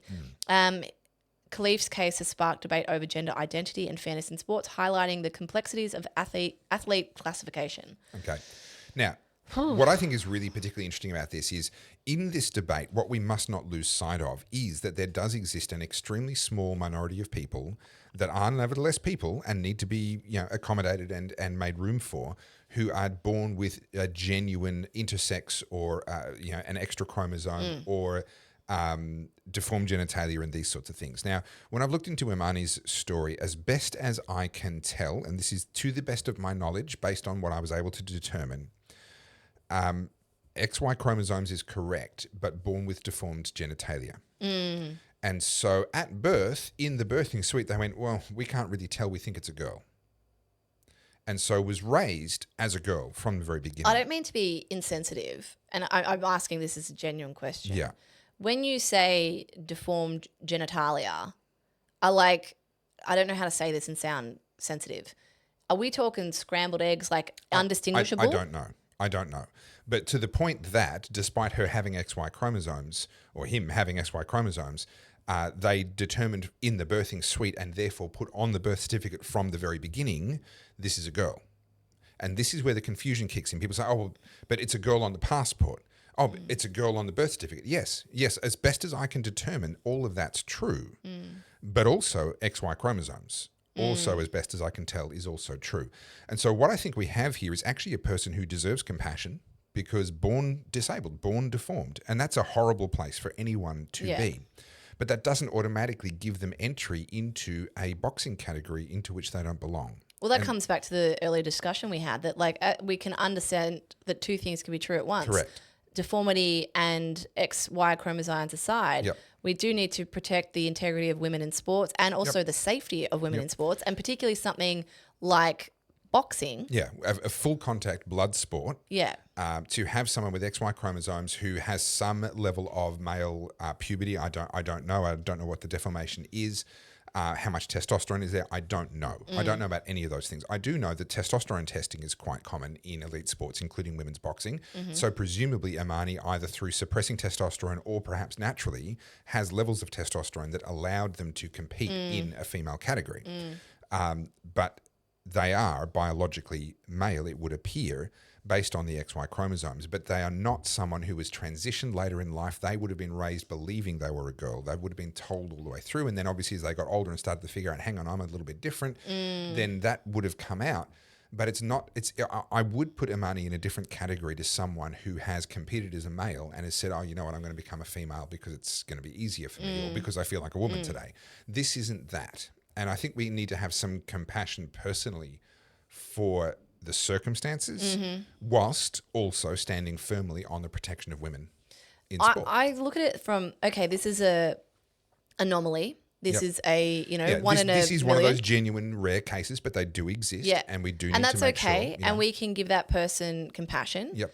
But you don't throw the whole sport Correct. and half the world's population Correct. under the bus for an anomaly. I would love to think, and in today's day and age, it is easier than it ever has been in the past for someone who has an anomaly like that to become tremendously successful in business or in acting and entertainment or in all sorts of different things. A sport that doesn't divide between the genders, that sort of thing. There are many, many avenues for opportunity, and I would wish Imane all the very best in those, but not inside one that's meant to be reserved for women. Yeah. I don't know about you, but I'm exhausted of this like discussion around what is a woman. Like, can we put it to bed? But I'm actually quite optimistic. The UK, the highest court in the UK, I think they call it the Supreme Court, but whichever one's their very highest court, ruled that for the purposes of their Anti-Discrimination Act, the definition of a woman is biological. Now, that flies in the face of what our federal court here in Australia has said, but that's being appealed at the moment and will probably end up in the High Court. And with that precedent now being set in the UK, I think it's going to be very difficult for the High Court in Australia to find differently. I think culturally we're increasingly rejecting the nonsense. So I do think the peak of it is past. What I would hope to see though is that actually let's try and find some good out of the madness. And there's been a lot of bad and a lot of madness. But if this does actually put the plight of people in Imane's situation into a bit more of a sharp focus. I mean, even you go back into the Bible, there are castratos, there are hermaphrodites, there have always been people, and this is kind of their argument, there have always been always people. Well, no, there have always been people born with deformities. That's always been true. And then there have also been castratos and eunuchs and these sorts of people where it's done surgically for a range of different reasons culturally and so forth. So yes, such people have always existed. Such people still exist. We need to acknowledge that. We need to make room for them. But as you say, we don't need to rewrite the rules for absolutely everyone for those people. It's interesting, another segue, but sort of back to what we were talking about. I saw this tweet on X around modern feminism, and I do feel like that has peaked as well, particularly when you look at the heads of these things. You know, I hate saying it, Clem Ford, Abby Chatfield, they're at the head of feminism in Australia, and you've got their... That tells a story in itself, but yeah. I think young women particularly are looking at them going, these people don't seem particularly happy. Yeah. I'm not entirely sure that's what I want. Yep. But I saw this tweet and I just thought it was worth reading out. And it's got a picture of your mate, Bonnie Blue. Yeah, okay. And it says, modern feminism is basically giving the worst kind of men exactly what they want, but doing it in the name of girl power. Having as much emotionless sex as possible, killing their babies, cheering on men in girls' sports, parading around nearly naked. Lol, yeah, that'll show the patriarchy who's in charge. And that's kind of where we're at. We're in this upside down world where you are being gaslit to believe the complete opposite of that, which is true. And I think we are seeing the great undoing of all that now. So you remember last week we talked about cults and how weirdly they always seem to come down to sex and a guru having a harem kind of thing. Yes. Feminism in a nutshell really has kind of turned women into members of a men's harem. It's just who that man is changes. Interestingly, and I'm saying this with all sincerity, Bonnie Blue is apparently now going to do 2,000 men in 24 hours. I don't understand. I just want to look at that purely like whenever I hear about like this is what I've been doing when I look at the Diddy trial. I said this to G last night. I listen to the level of depravity that they engage in, and all I can think of is, wow, that sounds like I'm going to need penicillin afterwards. Do you know what I mean? Like when you hear, like I'm not going to say what they're doing. Yeah. But it's sort of like my instinct is like, oh, I wonder if that feels like. I'm like, nope, that sounds like a hospital visit. Yeah. 2,000 men. Just think of that purely on an anatomic level. That is I'd rather not, but yeah. That is going to cause actual damage. So wasn't it Bonnie Blue was saying recently online that she was bleeding after doing 500 and something? That was the Aussie one. Was it the Aussie one? Annie okay. And McKnight. Yeah, no kidding. Yeah. Right? Like, This doesn't sound like it's pleasure to me. And I watched this like snippet of Bonnie Blue saying that she likes being disrespected. It makes her feel empowered. What kind of like weird... Yeah, I mean, daddy issues. Oh, look, there's a lot of... And apparently her family is like wildly supportive. And from what I understand, they are reaping the rewards of her financial success because of it. No mentally healthy parents would celebrate their children, male or female, heading down a career pathway like that. She made a comment where she was saying that essentially she loves the idea of, sorry to be so crass, but these are her words, that she's in doggy and she turns around and has no idea who the person is that's doing the thing. Yeah. And I am seeing it now. There's definitely people who agree with her. There's people who think it's amazing. She can do what she wants, her body, her choice, great, or whatever. It's empowering. I think that's a very small number of people. I think Sure. the problem is because it's so salacious. jarring, It's it made its way into the mainstream. And let me be clear, I don't think there should be a law against what she's doing. And other Christians go, oh, but no, we need to ban this, blah, blah, blah. No. God actually gave us the power to sin. Yeah. And for as long as it's consensual across all the different parties, yeah, absolutely, she has the power to sin, and the people that participate in that have the power to do that. But let's not pretend there aren't consequences. And let's also acknowledge that we have the right to associate or not associate, to criticize. We have the right to respond at a cultural and a social level to that. But yeah, she has the right to do that. It is her body. It is her choice. God gave her the power to make that choice. I think it's a terrible choice, but she has the right to make that choice. And so do the other participants. But I think she's living out a cautionary tale. Yeah, it's really sad. Like, it's easy to mock these people and make fun of them, but I do feel a genuine sadness when I see things like that. You have not been raised with a proper, decent father in your life, if that's what you're doing. Yeah, I would agree. I think that underscores a lot of stuff. There might have been a male human being present who has the title of father or of dad, but you've not been raised by a father, if that's what you're doing with your life. I think that kind of sums up a lot of the issues we're having. The breakdown of the nuclear family. But we didn't actually touch on this one, but we can probably end with this one. Blake Lively and Justin Baldoni. What is going on with that? Because as we mentioned before you then segued off again, I actually sent you that tip. And I said to you very specifically, I am not researching this. This is not my thing. You decide if this is worth talking about and tell me what's going on. I did watch Candace this morning, so I do have a bit of an idea, but I'll read you this. Actress Blake Lively and director Justin Baldoni have faced criticism over the film adaptation of It Ends With Us, and there's allegations of misrepresentation and insensitivity towards domestic violence. And essentially what has happened is Blake Lively, in her bid, I believe, to try and get the rights off Justin, who had all the rights to any sequels and other novels written by the same author. Yeah. Blake Lively and her husband Ryan Reynolds have gone, rub fingers together. We want those options. We want those rights. And Blake Lively filed a lawsuit basically alleging that Justin Baldoni sexually harassed her, provided an unsafe workplace. And it's so big that somehow Taylor Swift has got brought into it. Yeah. And there's discussions. Because one of her songs get used in the movie or something like that. It's a pretty tangential relationship, but it's there. And Taylor Swift is the godmother of Blake Lively's children as well. Right. So there's a 10-year relationship between those two women. Yeah. And Blake has weaponized Taylor's friendship and called her one of her dragons. I see. Like Khaleesi from Game of Thrones. Okay. Khaleesi? Yeah. And essentially Justin Baldoni is nowhere near as big and as famous as those two. And he literally saw the book, got the options, wanted to make it, brought in Blake Lively, and essentially has been pushed out of his own movie. He ended up doing the premiere for the movie in the basement. Like, there's a lot of things going on here. So was the play from Blake Lively's point of view, and I'm speculating, I'm just trying to wrap my head around this, was it a case of I will make accusations, I will then get awarded lots of money from him, money that he can't pay, and therefore I'll be able to get the rights and so forth, these other properties off squash him, basically. In the sort of the settlement. Yeah, and so from what I understand, and now it's come out, I mean, as I said, Candace Owen has done a big deep dive into this if you want the play-by-play.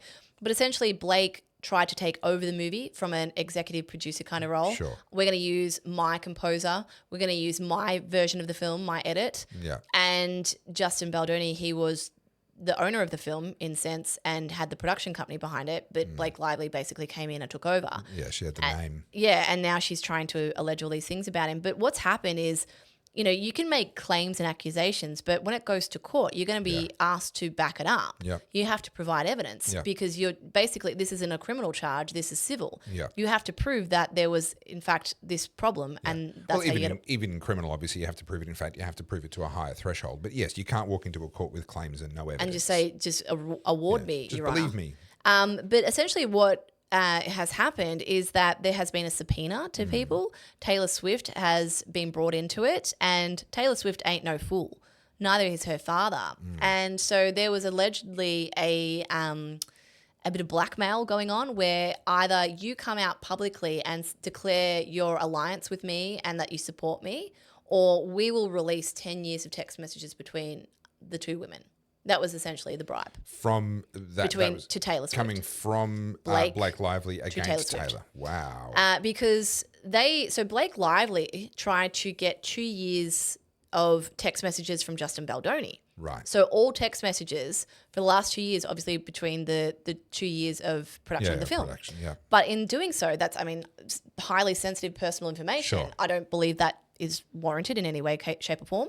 But then because they did that, Baldoni was able to go back and say, well, all right, we're subpoenaing all the messages between you and Taylor Swift. Mm-hmm. And you can imagine someone like Taylor Swift probably doesn't want her private messages coming out. Funny that, yeah. So now Taylor Swift, there's been mutiny. Taylor Swift has abandoned Blake Lively and is now Team Baldoni, but has done that through sending one of her own legal representatives to now work for Justin Baldoni. Amazing.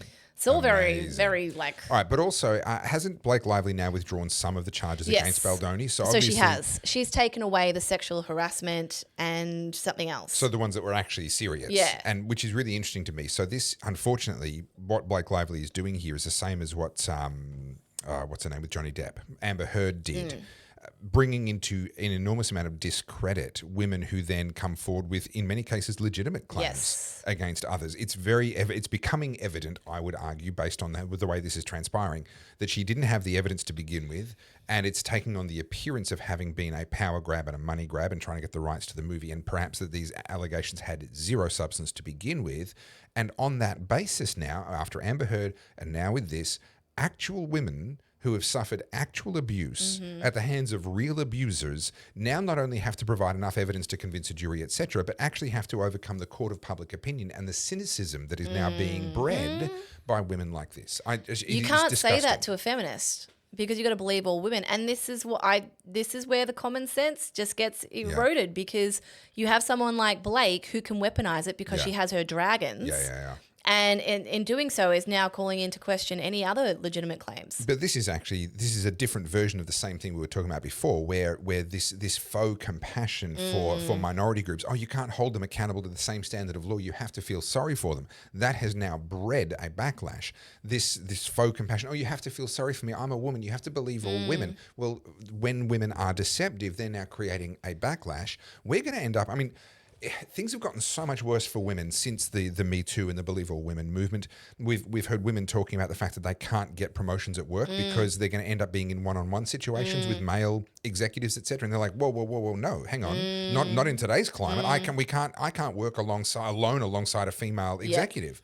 So they're missing out on opportunities. They're being excluded now, arguably more than ever. In some contexts, because of the fear that has been engendered by people like Amber Heard making false accusations. And if Blake Lively goes down in flames for this, which if this is what it looks like, then she deserves to go down in flames for this.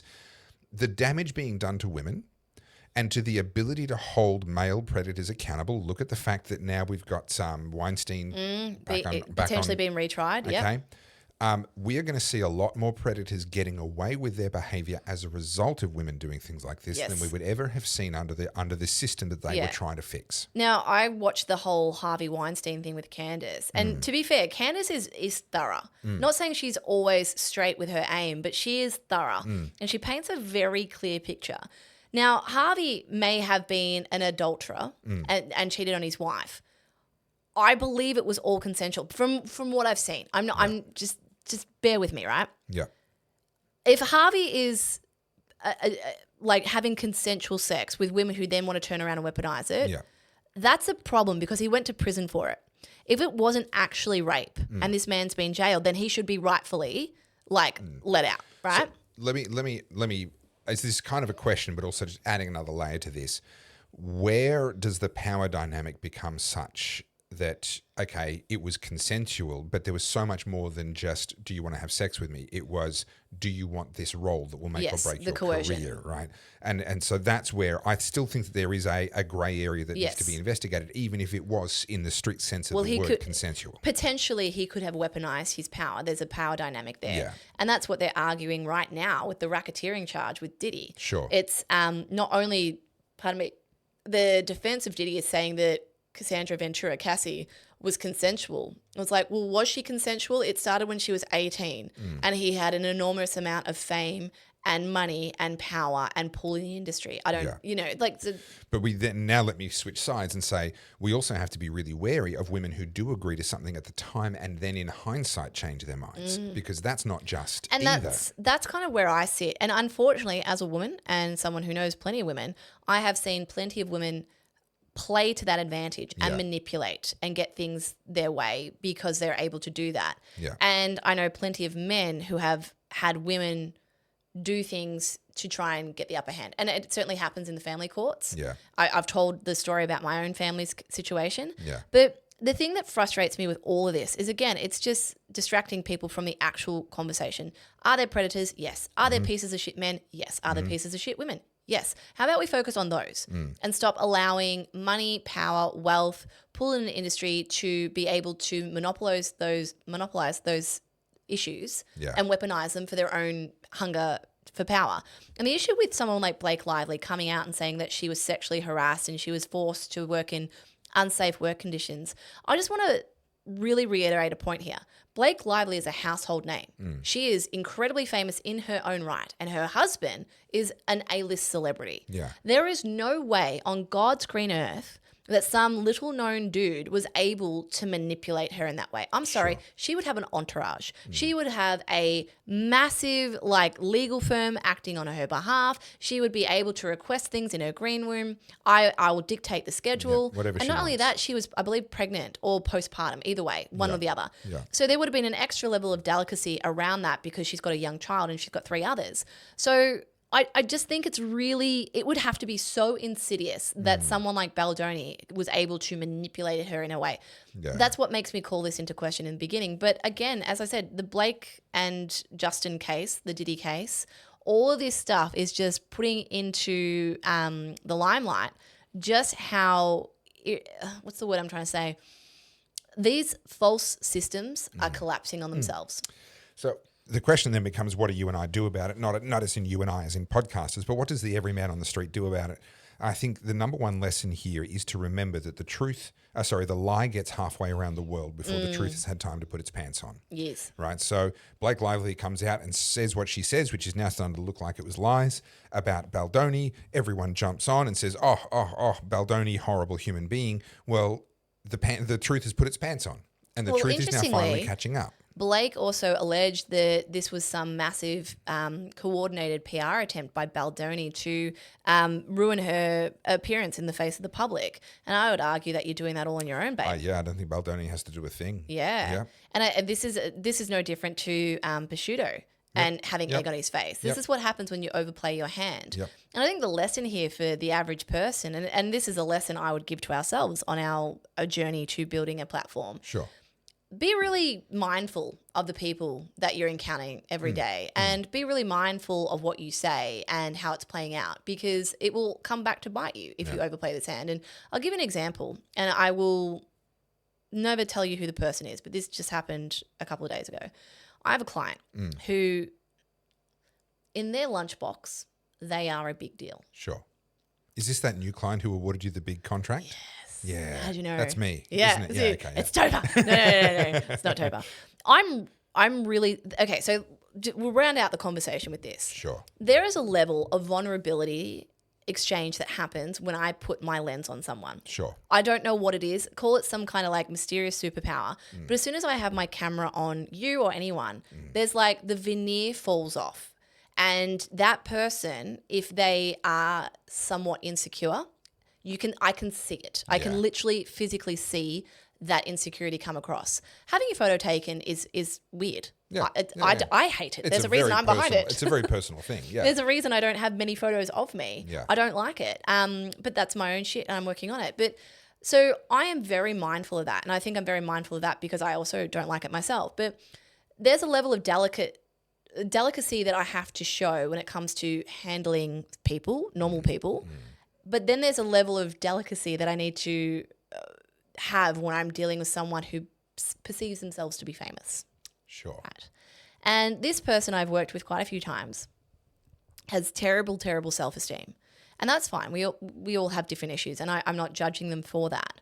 But as this person's fame has started to increase, there's a level of disrespect towards me, their staff, their person that's been hired. Yeah. And it sort of all culminated a couple of days ago where this person thought it was a really smart idea to take a photo I've taken that they don't like, that is now being used in a promotional capacity to promote an event. And they have made a point of saying it's the worst photo ever taken of them on social media. And I'm really pissed off about it. And I think I have a right to be pissed off about it. Okay. Because you can, subjective, right? If you don't like my photos, you don't like my photos. Yeah. But this is maybe the 6th time I've worked with this person. Yeah. And each time I've worked with this person, I have upped the game. Yeah. So normally it's just And me. the fact that they keep coming back says that they've seen value in it. And my price has increased too. Yeah. So, you're willing to pay it. And this person has gone out of their way to say, you are the best photographer I've ever worked with. I just don't like the photo. I'm like, okay, but now you've put on your stories that you don't like the photo. That implies that I've taken a bad photo. I'm not sure how you're getting confused by this. And anyway, this person has a big platform and I was really upset about that. There's a level of hubris being projected by this person where they perceive themselves to be more important and therefore need to be handled differently to a layman. It's also exceptionally narcissistic for the purpose of a post that you put online to be all about, oh, look at this photo of me. I don't like this one. You're chasing people saying, oh, no, but you're beautiful, blah, blah, blah. Or you're chasing a pylon of some sort. But that is an exceptionally egocentric reason to make a post. Now, every now and again, I'll do a funny post online that might be about me, etc. The vast majority of my work is political. You talk about photography and the skill sets, and you're talking about beauty standards and all sorts of other things. Yeah, okay, it's fine to put in a personal post from time to time, but that is a particularly narcissistic angle on a post, may I say. Well, and I also don't think people think that deeply. You know, you're like, okay, you don't like the photo. To most people, like, it's a photo of you. Like, whatever. Yeah. Like, no one's zooming in on you, or maybe a random hater might be. But the interesting thing about this, and I've got to be careful because I don't want to throw the person under the bus, is there's an element of this person uses their platform to talk about self-esteem and things. I'm being really obtuse for a reason. Sure. Because if I say anything more, like, I'll give it away. But I just find it really interesting because we're now at a time of reckoning among everybody, where I do believe that because of the democratization of a lot of platforms like this, people like you and I are now able to build a little platform and an audience. We don't have to get through gatekeepers. No. And I think now you're going to see bad behavior exposed a lot quicker. I think in the past, because of gatekeepers and also potentially financial incentives. Yeah, but also those people were guarded. Managers and agents and media, because if everyone's on the payroll, they're going to protect correct. their meal ticket, right? Yeah. Now that's not necessarily the case. And I fired this client. I fired them yesterday. And I was like, sorry, I won't work with you again. Yeah. To which, of course, they've reacted badly, like, oh, how could you do this to me? I'm like, because you treat me like shit. Yeah. That's it. Yeah. I don't have to take your money, dude. Yeah. Like, I don't know why you feel like I have to work for you. But yeah, that's what I find really interesting right now is a lot of these people who have gotten away with bad behavior for a really long time are being exposed. And I think there's a real opportunity for people who do have respect, who are kind, who are considerate. They're going to see a way forward for themselves now. I do. Yeah.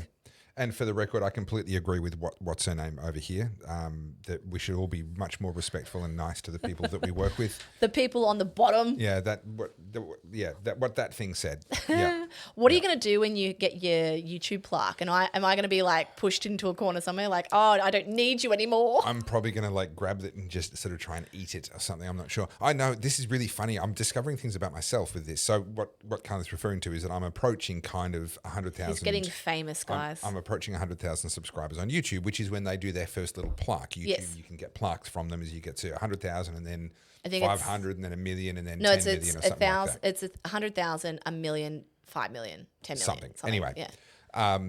And I've never really thought much about it. And then I had an explosive start to the year. I went from less than 30,000 to now about 84, nearly 85,000 and climbing by a few hundred every single day. And I was climbing by like 1,000 a day for a while there. It was nuts. I'm not quite sure what I was doing differently. Quite possibly, yeah. It was absolutely insane. And I'm just going to ride that wave while it's there. And I realized I'm really excited about getting a YouTube play button. Yeah. I actually am. And I'm like, this is going to feel like a really enormous milestone. I've been doing this for 16 years. I didn't take it very seriously for the first 15 of those years. Sorry, for the first 11 of those years. I've only really begun to take it seriously since COVID came along. And I realized actually I should have focused more on building a platform and having a bigger voice than what I've got. But it is going to feel like an incredible milestone. I'm looking forward to that. I tell you what, when I first get that plaque, I will bring it down. I will include it in the set for one episode. No, I want to see it. Yeah. I've only ever seen them online. I don't want to see it. Yeah. Because I want one. Yeah. 100%. I think You'll get one in due course. Another 16 years, you'll be right. You know? Well, interestingly, like, so we've got two channels. Or there's two channels that I'm in charge of. Yeah. I've got my personal one, which is at 705. Nice. And that's a slow burn. Yeah. Because it's a niche, right? And there's a lot of players in the photography space. And I'm okay with that. Yep. But then we've got the Oddcast, and it's already at, I think 1,300, I think. Is that what it is now? 12 or 13. Yeah, it's gone up because only last week we were saying, hey, help us we get need to to 1,000. get there. Yeah, and then it happened So very 1,000 quickly. is a milestone because then you can get monetized on YouTube. And how much money did we made? It like $4. Well, I was about to open this up. So we're Yeah. at $13.29. That's the subscribers, not the income. And Yep. what if I'm a data person? Okay. And G loves analytics too. So we've got my account and the Oddcast account, so we Sure. can contrast the two. And so when we got monetized, which I think happened at like Thursday night, as soon as Something we were like able, that. I turned it on. Yep. Hang on, I've got to make sure I'm in the right account. I am. So if we go to revenue, Drum roll, please.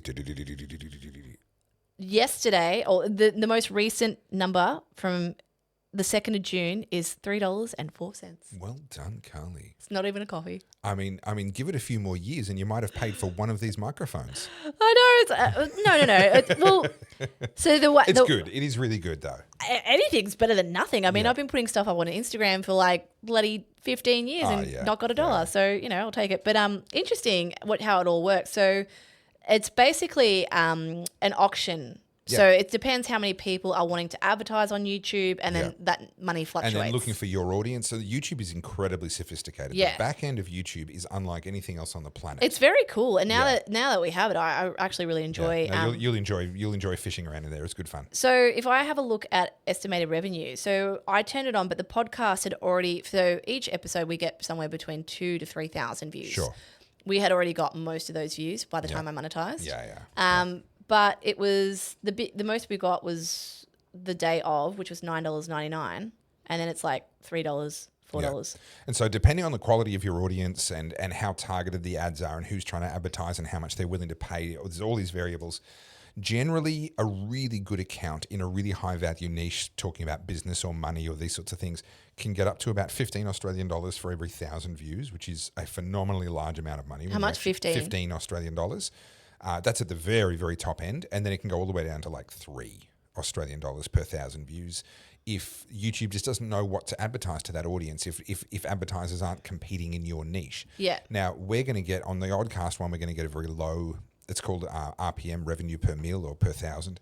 We're going to get a very low number because the topics are so broad. It's the people, if someone's doing tech reviews, gear reviews, or doing finance stuff and so forth, well, then YouTube knows, okay, there's a bank doing an advertising campaign and there's this lender and this payday loans place and there's all these people that are willing to pay a lot of money to push out their ads. And so they get paid a lot of money for their content.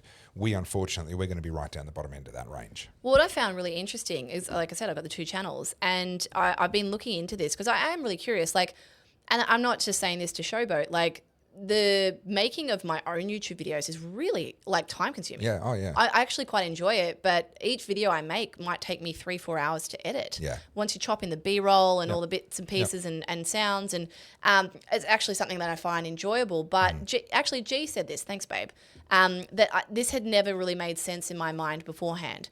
So you have so many hours a week that you can monetize, right? Sure. So if you work for a employer, you got your 9 to 5 Monday to Friday, right? That's the most amount of money that you can earn unless you go and do a side hustle. For me as a solo entrepreneur, I have 7 days. But of that 7 days, G's like, let's have a look at what you're doing that actually makes you money. He's like, Sure. You literally only working for money 1 or 2 days a week. That's when you have the camera in your hand and someone's paying you to do it. Everything else you're doing actually doesn't generate any income. So all your YouTube, it will eventually. Yeah. It's a long-term investment, but it is costing you. Yeah. And he's like, so realistically, you're actually only, you're working very like part-time. Yeah. And I was like, Because if you ask me, I'm like, dude, I work 8 days a week. I work 12-hour days. I don't stop working. Yeah. But I was like, yeah, wow, when you say that, explains a lot. Well, it's quite funny though, because that also works in the inverse. So the experience I'm having now with having really started to focus on YouTube is that I'm being paid even when I'm asleep. Now I'm not being paid very much because during the middle of the night I might be getting 200 or 300 views an hour. Yeah. I'm getting $1, you know. Yeah. But I'm actually being paid 24 hours a day. Yeah. And if I release a video that does really well, and I might suddenly, I mean, my peak I think has been about 11,000 views an hour. Suddenly I'm getting $30 an hour on something that I put up earlier. I'm not working on it anymore. Yeah. The work is done. Yeah. You know? Now, obviously, the holy grail is to become one of those channels where every single video I put up is getting 100, 150, 200,000 views. That's the aim eventually. Yeah. At the moment, I'm nowhere near that. And so, you know, you kind of got to balance it out and say, well, you know, over the course of an entire day, I end up earning an amount of money that makes sense. You know, if you compare what I'm able to earn 7 days a week, you know, working my ass off, it compares favorably to a median full-time Australian income. On 40 hours a week, I'm having to do a lot more hours, but I'm okay with that because I'm building a dream and building towards a future where this pays off. Yeah. But that's where I'm still at after years and years and years and years. Like, it takes a very long time to cross that threshold to actually be able to pay bills out of doing this. Well, just seeing that, I was like, I got a bit excited. I was like, oh, this cool. Could be a thing. It's going to take a while. It's going to take a while. It's going to take some investment. But it's cool. Like, you know, I'm at, like I said, my personal channel's at 705. It was at 0 like 3 months ago. So that's, you know, it's a lot harder to grow than, say, Instagram or something like that. Yeah. But the original goal was always people want virality. And what I've realized is, no, you want community. That's what you want. You want people who are interested in being there. Yep. I thought we'd finish it with like our normal go through on the X, but I just saw this video pop up from Seven Australia. I hate Paul Dowsley, sorry, but I detest this I don't bloke. mind him. I had a bit to do with him during COVID. He was the guy that they kept sending out to do the reports. And if you actually go back and just objectively look at his reports, he was being as balanced as he could get away with and not be replaced by somebody else. He's also the one that bailed me up in the Brighton Hotel. Yes, you've got a personal experience with him. So, he was a CUNT to me, like real smarmy journalist. Anyway, I want to show you this. This is footage of a crash that's just happened in Truganina. And I'm actually really shocked that Channel 7 is showing this footage. So essentially, people have died in this car accident. It's a Ford Mustang that's been completely totaled. It looks like it's smashed into the back of a truck. I'm just going to play it for you. I'll put it on screen. Oh, hang on. Let's play the sound. Impact was shocking and devastating. What must have been a high-speed crash. This was a 2020 Ford Mustang, now obliterated after this single vehicle accident this morning. Coming along Dunmore Drive in Truganina, it has hit the back of this truck, which was parked and empty. It's then spun back out onto the street. 2 people inside the vehicle here. The passenger died. The driver is now in hospital with incredibly non-life-threatening injuries. Debris from the car has been strewn across the road. The truck that had hit, its rear wheels have been pushed up onto the gutter, giving some indication that speed may well have been a factor here. Police now trying to piece together details of what caused this in the back streets this morning at 1 a.m. They're looking for any witnesses, anyone with dash cam or information to contact them. Full details, 7 News. So we don't know yet whether that's been stolen or whether that perhaps was someone with a new car who thought they'd go enjoy riding it or something like that. Yeah, horrible. It's always the passenger that dies, isn't it? Well, it seems that way. I mean, I think back to when Paul Walker was killed. He was passengering in a Porsche GT. And a lot more has come out about that actually relatively recently, funnily enough, because it was quite a long time ago that happened. He was the passenger. The guy driving, though, was a phenomenally talented race driver and someone that you would trust your life to. Yeah. The issue Did they probably, both die? So the driver survived for a while and then died. He never came out of hospital, I don't believe. But the issue, it would appear, so that car is prone to a suspension failure. And it's a Porsche? That particular Porsche, it was sort of their top end, cutting edge of technology car, and there was a weak point in the suspension that has failed on a few occasions. We don't know what happened in this particular crash. What we do know is that the tyres were probably well past their life, What a lot of people don't know is rubber actually is not a stable compound. It continues to cure over time. This is why tyres have their manufacture date stamped into them. And you don't want to get a tyre that's more than about 5 years old at the most. And you don't want to be using a tyre that's more than about 7 years old.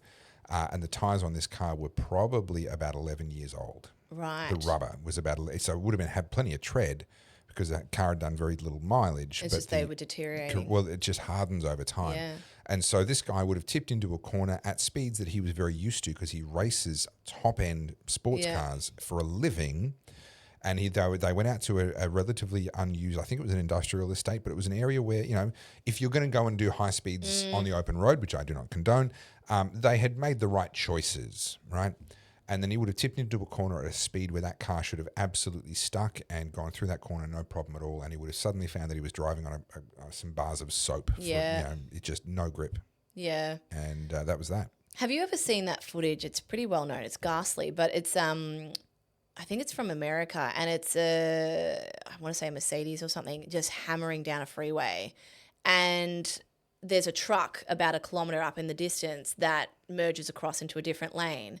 And unfortunately, the car isn't able to respond quick enough and ends up going up the back of that semi-trailer. Have you seen this footage? No.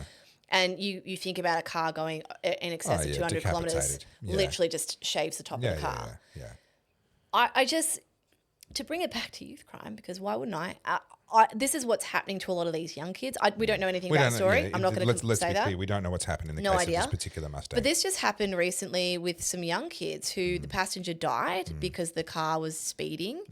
And, we talk about the road toll and everyone's policing us. We need 3 kilometre speed limits, 30 kilometre speed limits. Yeah. I just think there is, what am I trying to say here? You can't fix stupid. No. Some people need to take themselves out of the gene pool. There's always, there's people who disrespect their lives. And in doing so, it's rarely them that feel the consequences. Unfortunately, they do tend to take other people with them. I'm being delicate with my words. Which is why I think we should actually encourage motorcycling, because motorcyclists are much more likely to die themselves, but far less likely to take somebody else with them than a car.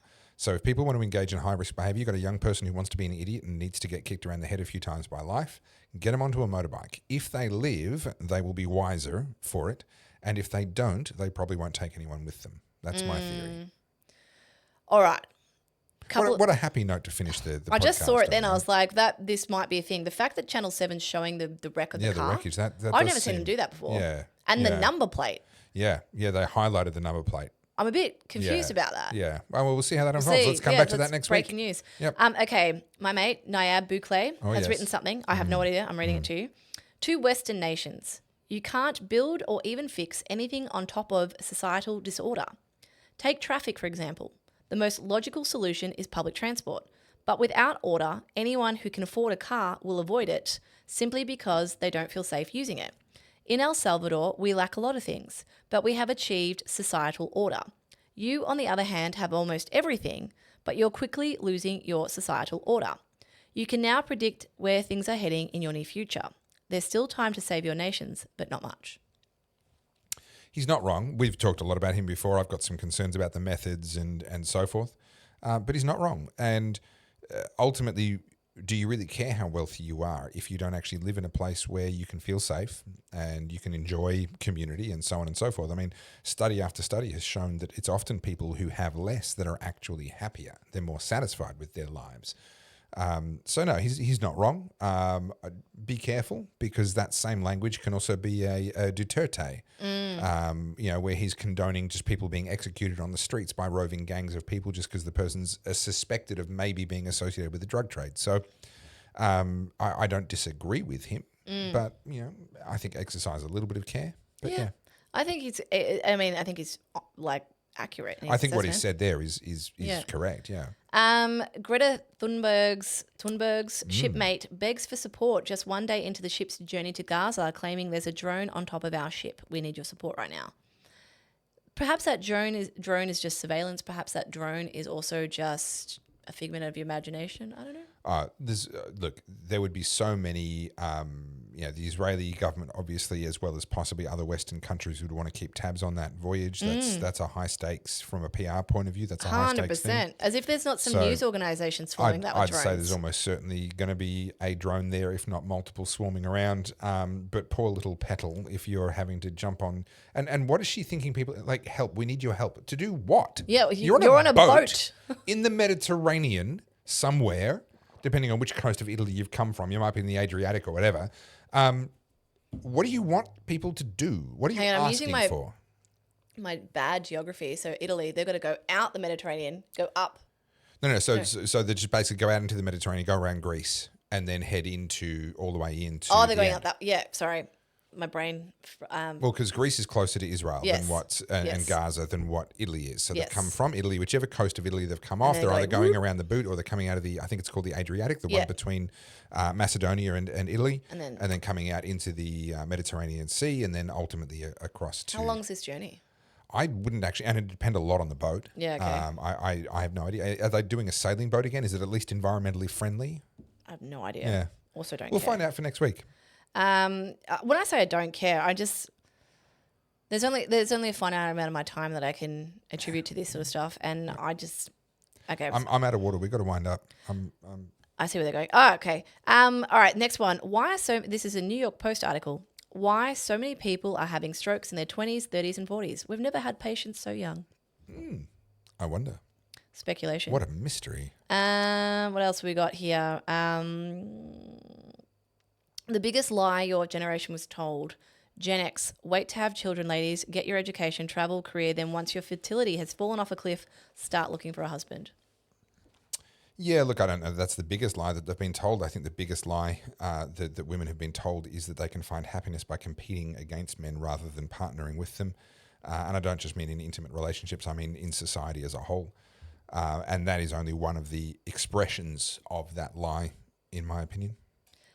Jim Chalmers, our esteemed treasurer, yes, has jumped on today to say today's decision by the Fair Work Commission to increase the national minimum wage is good for workers, good for the economy, and will help with the cost of living. That's how out of touch you are that you think $32 is going to even touch the sides. And also, it's going to help his budget because it helps to underpin bracket creep. Now, yes, people on minimum wage aren't necessarily pushing into higher brackets, but that's where wages then get calculated from and wage inflation happens. So it's going to be good for his budget in the form of bracket creep. And it helps to make people feel good despite the fact that they're being impoverished by the inflation that he's caused. He's written, under Labor, wages are up, inflation is down. Oh, hang on, come back. Official inflation is down. Quit Unemployment gaslighting is us. low because they keep increasing the public service. And yeah, because there's an enormous number of NDIS carers who are helping people with their grocery shopping. Yeah. And buying them Thermomixes. Yeah. And we've had 2 interest rate cuts in 3 months. Which is fine, except that also indicates that the RBA recognises that the economy is in trouble. Now, something that's not supposed to happen under Keynesian economic theory is a thing called stagflation, a stagnant economy with high inflation. That's not supposed to happen. Inflation is supposed to go with a buoyant economy, and so that's why you then raise interest rates to reduce the money supply to get the economy to slow down a little bit, and that controls inflation. That's the theory. But the reality is that actually, through money printing, you absolutely end up with stagflation, and that is exactly where we're going. All of the numbers are cooked. Yeah. The CPI, the inflation numbers are absolutely cooked. They have been since I think it was 1984 when they moved away from a fixed thing and they started fiddling with it. So the CPI inflation numbers are basically meaningless. Real inflation is at least 7%, probably closer to 12 to 15% per annum if you just look at the reality of what we pay for in our lives. Real unemployment is exceptionally high in terms of underemployment. And if you look at unproductive jobs, if you include jobs that just don't produce anything, don't do anything, we are at record high levels of unemployment because people who have jobs are not doing anything productive. And we're at record high levels of the gap that I've talked about before. That is at a new record high right now, where what an employee costs an employer versus the purchasing power the employee actually has after all of the myriad of taxes are taken out is at a record high. By every metric that matters, we are in serious, serious trouble. And the fact that Jim Chalmers is gaslighting us does not augur well for where we're headed. Well, as I said before, you can sit there and gaslight as much as you like, but people know the reality that something is off when they're looking at their bank account. And what they're finding now is they're sitting there going, I've never earned more money, but I feel poorer than I did 15 years ago. Yes. And people are they're wrestling with it, but some people are beginning to go, hang on, what's going on here? Lara Loomer. Do you know who Lara Loomer is? Lara Loomer. She's an antagonist on X. She's divisive figure. Okay. She's written R.I.P. South Korea. The communists have taken over Korea and won the presidential election today. This is terrible. I'll have to look into that. We need to wind up. My bladder is bursting. My water cup is empty, and we are at the 2 hour and 51 minute mark. Oh shit! Yeah. Why didn't you stop me earlier? Well, I've kind of been hinting, but You still take. Oh, you know. Women don't get hints very well. It turns out. Well, in that case, bye. Done. No, hang on. Follow Carly via @CarlsJSoda. Follow me via @TopherField.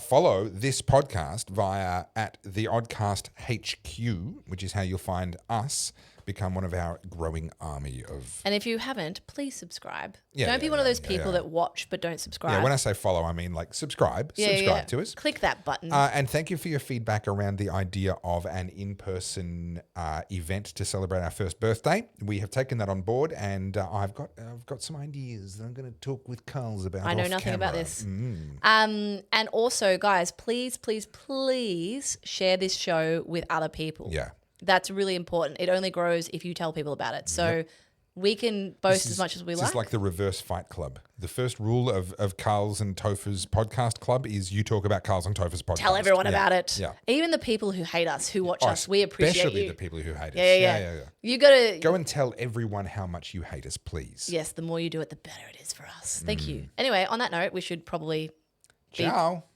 Bye. Sayonara. I'll press the button. Bye.